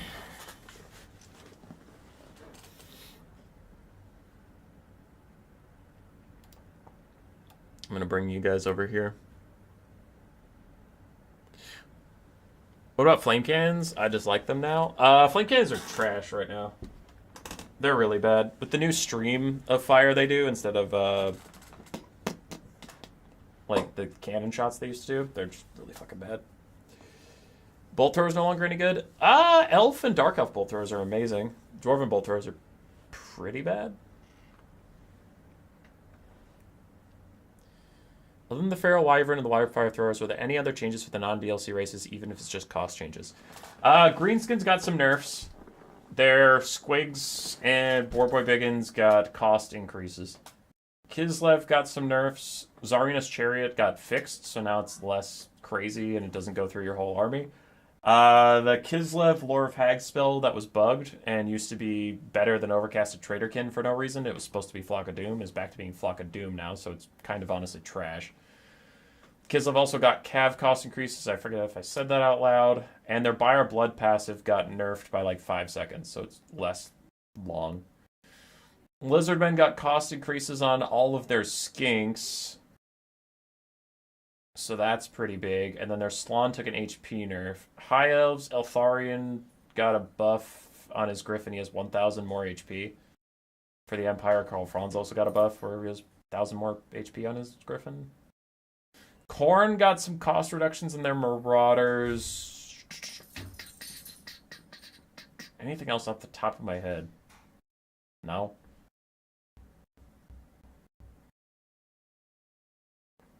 Question, you keeping well, old fella? Yeah, dude. I started a new job 2 weeks ago, and Grace and I moved up to the cities. So it's been busy, but good. We're doing good. Hazel's here, and Hazel's all wet. Did you go out in the rain and go potty for your little body? We are just waiting on finals. Waiting on finals. Hey, Hazel, come here. Come here. I need you to help distract the people. Oh. Anything for Skaven? Warp Fire Throwers got better lines of sight, so now they can actually shoot at stuff that's in melee. Other than that, I haven't really noticed anything. But I will say, in the time I've been experimenting with the beta, CA has patched the beta twice. So there have been changes that I didn't know about. So I'd have to go through every roster again. And we're getting patch notes, I believe they said tomorrow. They posted something somewhere publicly. I have no insider information on that. But I think they said DLC April 30th and patch notes the day before, which would be tomorrow. So we'll get a full list of things tomorrow.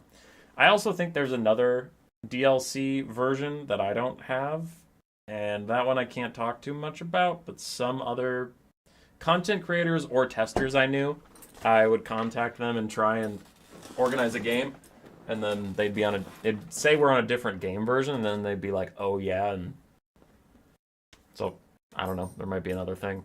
Turin was saying on a live stream, this isn't a leak, because it was on a live stream, and I also don't know about it, but Turin was saying something on a live stream about Ulrika not making it to the Dwarven roster, which she currently is. Right, so if we go over here, we go to Dwarves, Ulrika's here, and if I turn unit caps on, she's, you know, she's right there, I can take her. I can hit start game, it's not grayed out, whereas like if you take something extended roster, it doesn't say start game, or like if you go to Tomb Kings and take their Lich Priest, if you go to the Shadows caster, all of a sudden the start battle grays out, right? So Ulrika's not that right now, but Turin said on his live stream that CA, by the time it goes live, she was going to be campaign exclusive again. So, they're obviously still making changes. So who knows? Maybe the Skaven will get something. Maybe.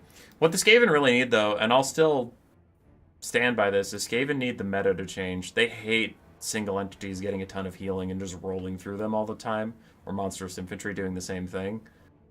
Like, they just need healing nerfs for the meta to change, because they're good against multi-entity stuff. They're good against cav, infantry, enemy artillery, enemy archers. They're good at everything besides killing single entities. Which, you could buff Rattling Guns and let them actually kill single entities, but still, that, I don't know. Just feels kind of obnoxious. I like Skaven having weaknesses. I just don't like Skaven's weakness to be literally the meta right now. And it's like, oh, okay. Most of the good factions are also amazing versus Skaven.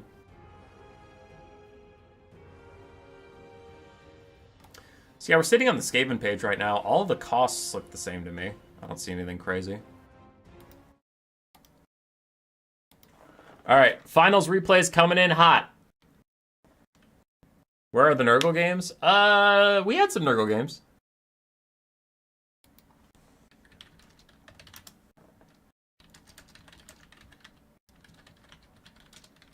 I'm just figuring out what order I'm supposed to cast these in so I don't accidentally reveal anything.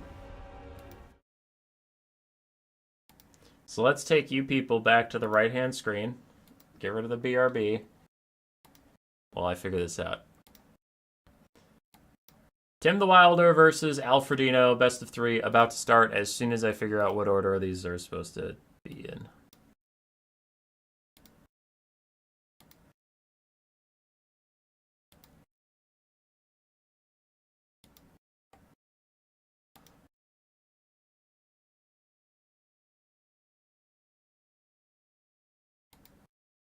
Why do I have to save that again?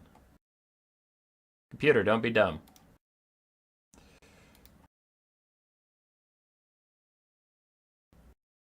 Alright, just waiting to hear what order it is. Okay. Cool. Let's get this started. On to finals. Tim the Wilder versus Alfredino. Warriors of Chaos versus Empire. Our first Warriors of Chaos of the day. And let's go.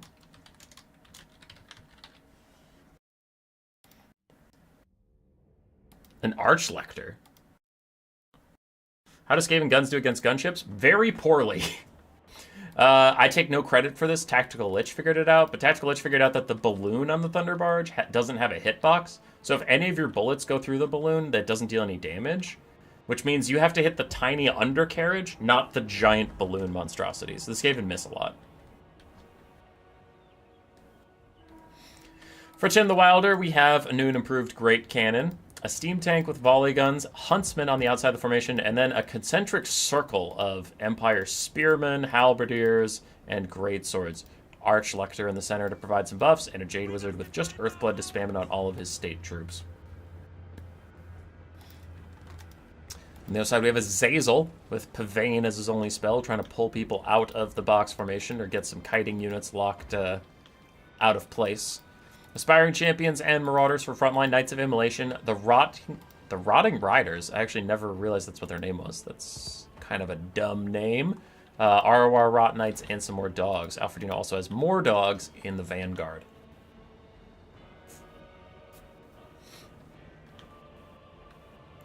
Y boxes. I don't know. You ever seen Dwarves or Empire before? They do this quite a lot. Not all the time, but it's pretty common for them to box. I don't know if this Warriors of Chaos has the oomph to get through the box. May I ask why you prefer land battles over domination? A lot of reasons. One, they're a little faster, and I like the simplicity of deal damage and take as little damage as possible and kill everything and you win. Two, I'm good at land battles, and domination is different, so I'd have to learn it, and I don't have a ton of time right now to learn it, so I'm just sticking with what I know. And three, I'm very good at land battles, so people care about my opinion, whereas domination, I would be just a random, and then people don't care about my opinion, so it makes my stream less valuable. So there's all the reasons. If you like it, that's fine. It's not as much my jam. Alfredino trying to throw his dogs into single file formation to get in here, and he does sneak them in while Rot Knights also fly into the back here, hit some spearmen, get a lot of damage, and get onto the huntsman. Sigmarite Archlector giving out some buffs. Grandhammer Sigmar plus the Shield of Faith. And the Pavane of Slanesh is cast onto the Great Cannons. It's overcast too. Man, they really wanted those cannons to fucking die. I guess that's fine. I guess. Steam Tank Volley Gun trying to get involved as the Rotting Riders rip through. Terror take the Spearmen and the Huntsmen they were dealing with, and now the box is broken.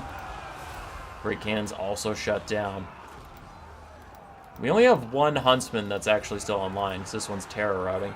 So the Empire are going to quickly get down to just their melee stats. And as we saw earlier with Lenorm versus Tim, Dwarves versus Tzeentch, these Knights of Immolation are pretty good at cycle charging and using those little, like, exploding rock drops of theirs. If you have no range to stop them, they can clean up almost infinite amounts of infantry.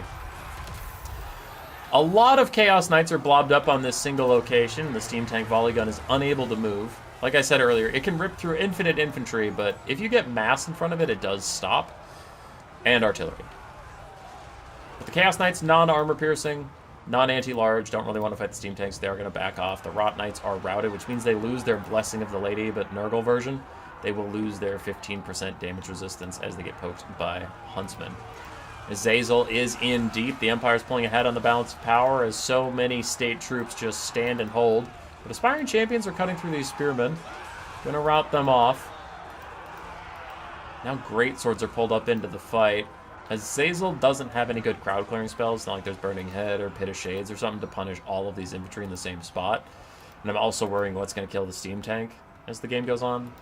Azazel can deal with it if he can get a one-on-one fight with it. But the Rot Knights have taken a lot of damage. They're not going to be able to really deal with too much here. A little rock drop in from the Knights of Immolation and they charge.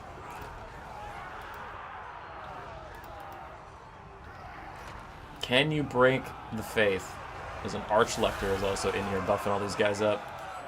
Making them a little harder to rout off.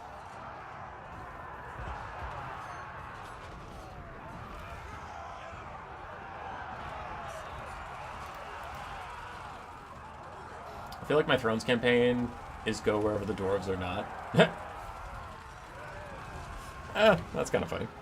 Alright, Azazel dives back down into these greatswords as the Aspiring Champions try and run away. We also have Rot Knights and the Knights of Immolation coming in, so it looks like we have a big push to try and get these greatswords to rout. And Azazel does not have his Demon Blade up, so he can't lower their leadership even further. Huntsman firing into the back of these Rot Riders does take them away. And Knights of Immolation are going to have to take some time and chase off Huntsman. Yeah, it looks like they're starting to do that now, but the Empire's pulling further and further ahead as more of Chaos's front line is just getting pushed away and terror outed and all that stuff. The Empire is still slowly healing with Earthblood. Aspiring Champions might be able to solo this army. There's still Steam Tank Volley Gun over here, though.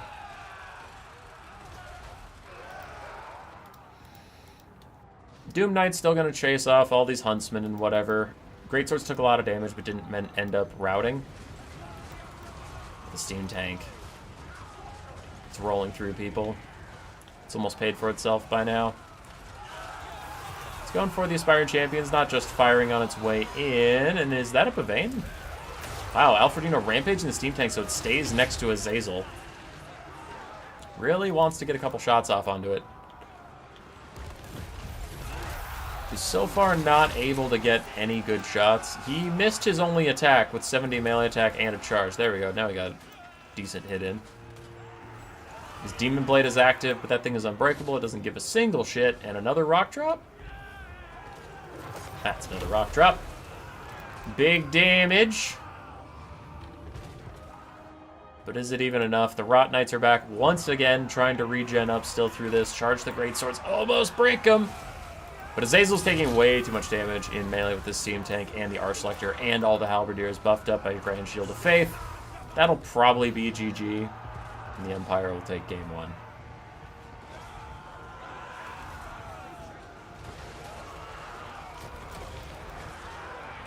Azazel's going to start Demonic Disability crumbling any second now. When he does, the game will officially be over.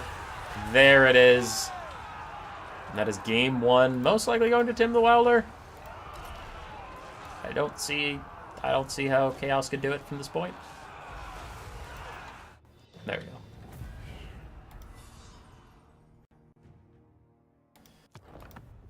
For Tim, Archlector provided some good buffs. Steam Tank Volley Gun, 2,600 value. Great Swords did pretty well. Cannon got shut down right away. Huntsmen, none of them paid for themselves. Alfredino also shut them down rather effectively. But the Halberdiers, with the extra melee attack from the Grand Hammer of Sigmar every so often, got really, really good value. For Alfredino, Knights of Immolation did well. His Chaos Knights and his Rot Knights didn't come close to paying for themselves. That's half of their cost. I believe they're 2,400 for the ROR. Azazel did okay. Aspiring Champions did okay. Dogs didn't get a lot of value. Marauders just got rolled. That one paid for itself. Two of them did, I think. Because the Norse ones are 400, right? It's the Chaos ones that are 375. It's alright, Marauders. I see you. I see you. Who dares message me?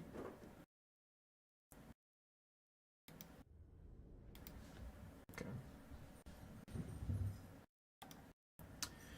Right screen for just a second as I find the next replay. Is this the final replay?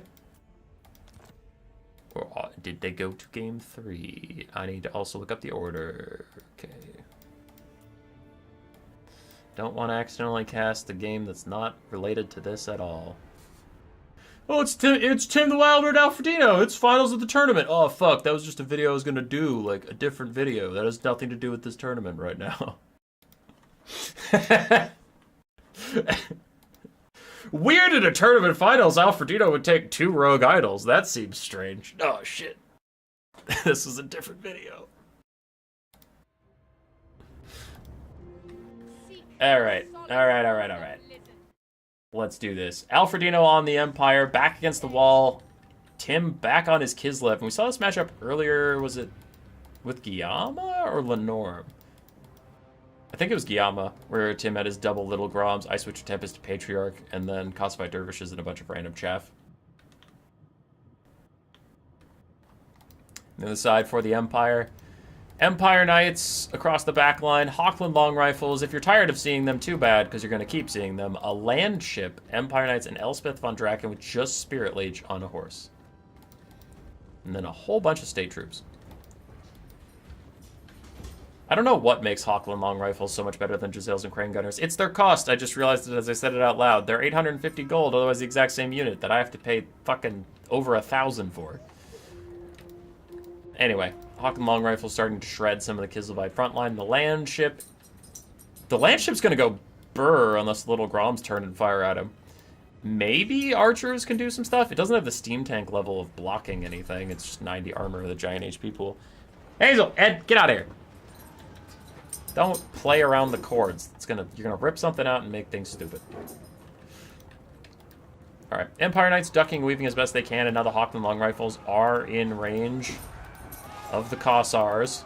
But it looks like Empire Knights are maybe gonna try and take them out, and the land ship is out and about. Gonna roll through some Kislevite warriors. What are the little Groms shooting at? Little Groms are still trying to take out the Hawkland long rifles. Still. Landship playing a dangerous game, going right in front of the little Groms like that, daring them to do anything about it, as Tim is going to get off a nice overcasted blizzard onto like 3 of Alfredino's troops in the front line. That'll get some decent damage. That'll leave on your screen. You can observe it as you feel as the landship continues to just sail through the front lines.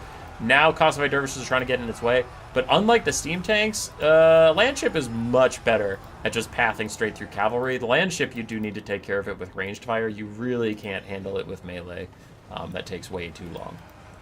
Hawkland long rifles to try to take these guys out, and I'm kind of surprised Alfredino has just left both little Groms online for the duration of this. Empire is up on the balance of power as the long rifles continue to tear into the Kislevite front line, and Elspeth is way overextended, fighting some Kislevite warriors, getting destroyed for her efforts, and now needs to fall back. She did not bring any of her healing or a life wizard to back her up, so that is the HP she has, and little Groms have noticed her getting a huge shot onto Elspeth.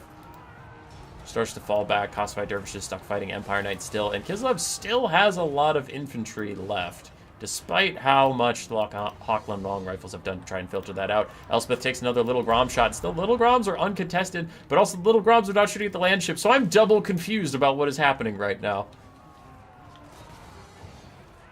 Hawkland long rifles trying to save themselves from Kossovite Dervishes. As the Kossars start firing into the Hawkland long rifles, like, they're very spread out, as someone said in chat earlier. I also feel like archers just miss them a lot more than you'd think that they should. Like, their volleys just really don't hit that many models, which is weird. And the little Groms are doing their best to stop these Hawkland long rifles, but they're not doing a good job of it, honestly. And the Hawkland long rifles could be counterfiring them, but I really, really think that they need to shoot the land ship. And then, like, just rely on your infantry or archers to deal with these long rifles. But it is tough. Meow. Cat and dog are playing in there. They're very loud.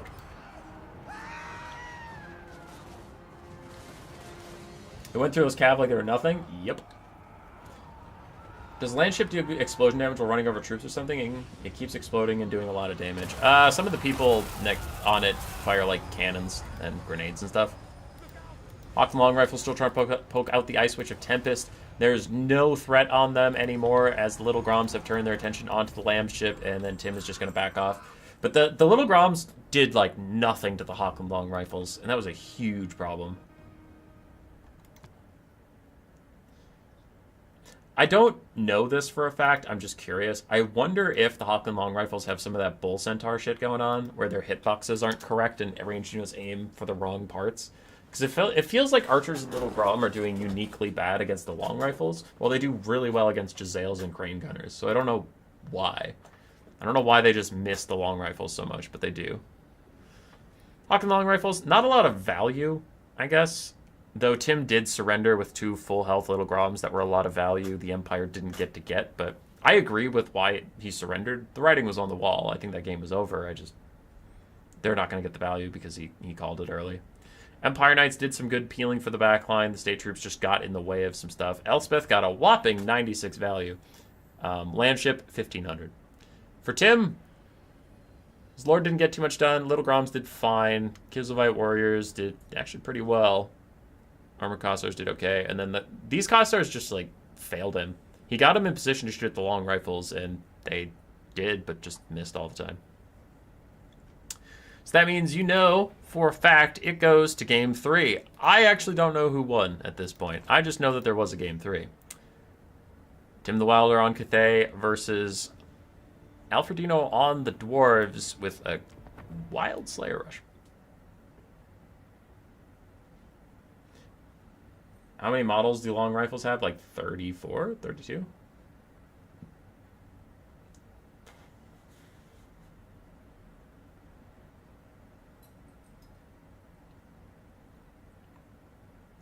Empire will be global bannable. Yeah, global bannable in Vermin League. Yes. Okay. What do we got here?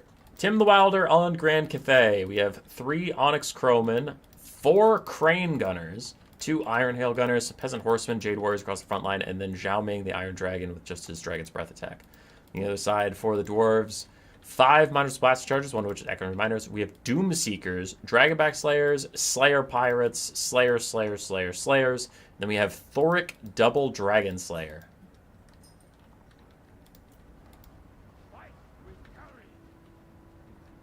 Okay. Let's see it. As the Crane Gunners do their best Hochland rifle impression, they are going to wreck the Dwarves on the front line.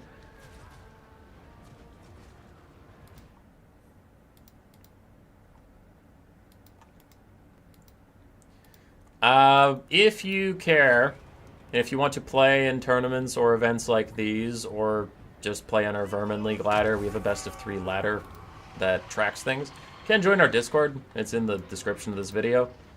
We do have a big old best of 3 ladder, host a lot of tournaments. I host 1 new player tournament every single week.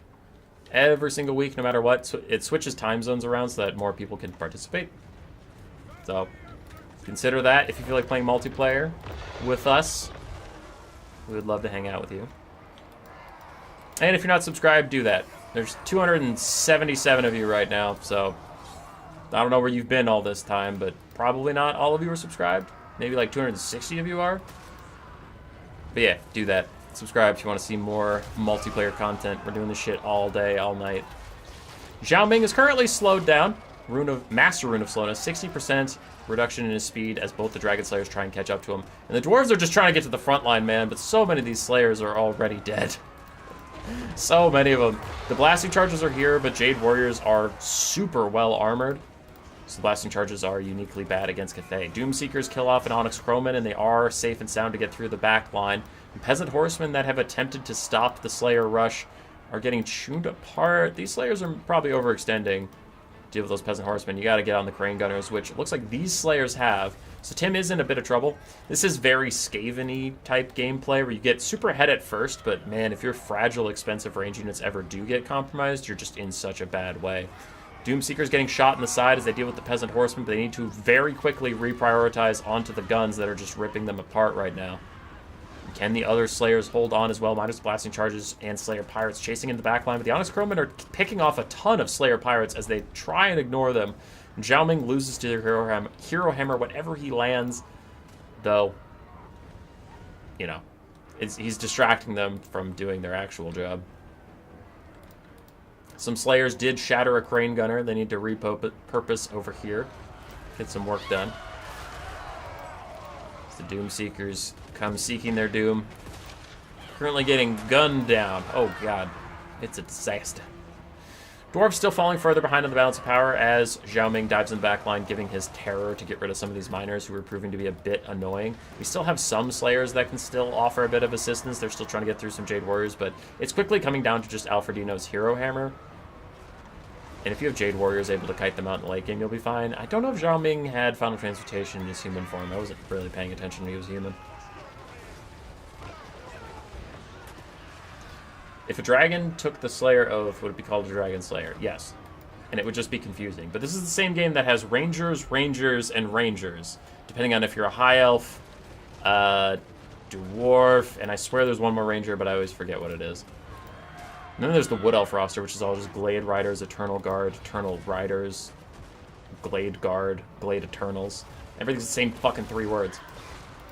Zhao Ming's still rolling around, trying to peel some stuff. We have a very healthy Iron Hail Gunner ready to do good work, and Crowmen are tearing apart the last of these Dragonback Slayers and Doom Seekers. as Thoric and the Hero Hammer attempt to chase down some Crane Gunners. Where's our Crane Gunner count? One healthy one almost dead one, but is safe, one half-health one that's currently under attack, and the other one is dead. Slayer Pirates found these Crane Gunners, which means they'll probably be dead soon, too. Slayer's going to beat these guys up pretty easily, even as the dragon comes plowing through. They're unbreakable, they don't care. They're just after those Crane Gunners. I'd say Cathay is advantage right now, like the balance of power, but it's not over just yet. If Tim fucks up kiting and loses all of his Crane Gunners, then honestly the Hero Hammer and some of the Slayers can kill all the rest of this stuff. As we've seen that Zhao Ming, whenever he gets involved with his Hero Hammer, he gets destroyed. So he can't deal with it. They really need Crane Gunners to still be alive in the late game to take out Thoric and the boys. As we have some miners rallying from the side of the map, and of course Thoric is just being annoying to these Crane Gunners. Takes them out. Slayers kill off another Crane Gunner, and all of a sudden things are getting really scary for Grand Cathay. I'd still say they're advantaged, but their advantage is rapidly diminishing and getting right back to the center. I think the balance of power is a little too Cathay favored. I'd say it's like 52% Cathay favored. Because they just lost all of their range in this little series of stuff. 19 Slayers chasing down Iron Hail Gunners. Iron Hail Gunners would also be nice to have in the late game, but again, Slayers are faster. They are charging you down. There's not too much they can do about it at this immediate moment. Zhao Ming is taking a fight with the Dragon Slayer in the distance. I'm gonna go check that out. I'm just gonna hover right here. Dragon Slayer gets knocked on his bum, and the dragon gets away. Did the Empire lose a single match? Yes. Yes, they did. I don't remember which specific one, but yeah, they've lost. Hit! Hit! Oh, it was Kislev versus Empire. Tim beat Kiama's. There's probably other ones, but that's one I remember offhand. Thoric and the boys, Slayer Pirates and other Slayers just hanging on to the very end, and these miners with blasting charges. Because they're next to Thoric, they now have fresh vigor, meaning they're even more tanky. The Dragon Slayers are still chilling out. As for Grand Cathay's ranged, Alfredino has done a really good job of finishing a lot of it off. This Crane Gunner looks like it might rally. That Iron Hail Gunner might rally, because he has nothing really left to chase it down, but the last Iron Hail Gunner just died. So there are two whole things left that can shoot at the Dwarves, and this Crane Gunner, I wonder if Thoric will throw out a Rune of Wrath and Ruin on it at some point, just to take it out completely. Zhao Ming is stuck fighting the Dragon Slayer, gets a huge hit onto him, which is really brutal. He gets another hit onto him. He is not missing this Dragon Slayer, and the Dragon Slayer is not able to swing back. There, now he finally gets a good hit in. Zhao Ming finally misses a shot. The Crane Gunner is taken out by the Slayers, who did not give up in their pursuit. And now it looks like they're turning to fight the Onyx Crowman. And when is he going to get his big heal? Because there's no fire damage for the Dwarves here. So Zhao Ming's getting his big heal. There's nothing you can do about it. This Dragon Slayer is still chasing off the Iron Hail Gunners. And Cathay is officially out of shooting. Unless for some reason the Iron Hails just rally in his face. Which they might actually. He's hidden right now. They might just rally and then get charged in the back, which would be bad for them. Zhao Ming takes some more damage from the Dragon Slayers. Dwarves are up on the balance of power, though I think this is still a complete toss-up. But Zhao Ming's all of a sudden missing the Dragon Slayer quite a lot, and that's a Rune of Wrath and Ruin onto these two Jade Warriors. Big damage to get rid of them and get rid of Zhao Ming's support. There's Zhao Ming's big heal, and this is the strongest Cathay is going to be for the rest of the game. And that, it finally happened. The Slayers that were chasing the Iron Hail Gunners are stalked by the Forest, which actually hurts the Iron Hail Gunners because it makes them stop because they thought they were safe, and now the Slayers get a rear charge in and slam into these guys. The Iron Hails are off the field. Onyx Crowmen are demonic instability crumbled away. Jade Warriors are all routing. For the Dwarves, we have one Slayer Pirate standing behind a stump and firing a pistol at Zhao Ming. Zhao Ming dives in, takes out that little Slayer Pirate. And Thoric, double Dragon Slayer are trying to group up. The Slayers in the distance did kill the Iron Hail Gunners. Cathay has no shooting, none even that could rally, but a big charge attack and a follow-up attack will kill the Dragon Slayer if he hits it. But Zhao Ming is taking so much damage in the meantime. Misses his key attack, gets whooped on by Thoric, and the Dragon Slayer knocks Dragon Slayer over, but does not get any damage out. Can the Jade Warriors come to Zhao Ming's aid? Can Zhao Ming even get into the sky as he tries to hit the Dragon Slayer, but again, misses, and the Dragon Slayer gets a counter attack. Zhao Ming misses another time, gets hit in the back, and army losses will take it. The Dwarves will beat Grand Cathay, and Alfredino will win the first whatever you want to call this, random tournament invitational of Thrones of Decay. Don't leave yet. Don't you leave yet. You stay here for just 1 second. Just give me 1 second. Onyx Croman did fine. Tim the Wilder put up a hell of a show, and it came down to the wire. But Zhao Ming got some misses when he needed hits. Got some hits when he maybe should have missed. The Slayers did a great job of running down all the Grand Cathay pieces, and it was a scrappy game to the very end. When is the DLC releasing? 30th, I believe, is what CA said. Okay, don't leave just yet. Give me 1 second. Give me a second. So, what do we got here? What's going on? We have stuff and things. If you like video games, you can join our Discord server. We do have a new player role that gives you access to our new player chat, gives you access to our best of one bot that matches you with other players.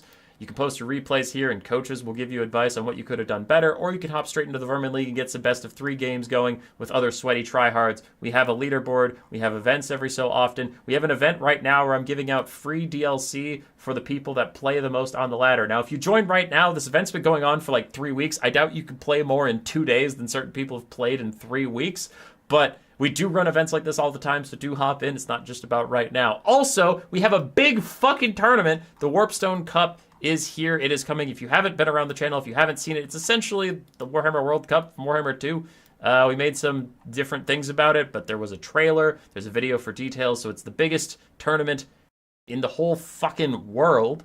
It's amazing. It's gigantic. Legend of Total War will be plugging it. He also contributed to the prize pool. There's a detail video on my channel. So there's the Mook out. Not a good time. So there's a detail video on my channel that explains all this stuff. And then there's also a hype trailer for it. Where's that hype trailer? This one. Them. Get them now! So shit's lit, and we already have 87 signups. We have 87 signups. All you need to do is sign up, is show up in this Discord, put your name and your time zone, because we'll try to match you with people that are in your time zone so you don't have to wake up at 1 in the morning to fight these people. It's a big, super badass tournament, and it starts May 18th. That's only 20 days from right now. What are you waiting for? Get in this Discord, get in that tournament, and go kick some ass! Alright, that's what I got. Subscribe to the channel, please do that. Because if people subscribe, then YouTube cares about us, and if YouTube cares about us, it recommends us to more people, and if it recommends us to more people, then I get more subscribers, and then I can quit my job and play video games for a living, and laugh at you all as I reap in the hundreds of dollars YouTube will pay me a year. Sound good? Sounds good. Okay, let's find someone for you people to raid. Hopefully you had fun. And again, if you don't know what my channel is, you just popped in because YouTube recommended it.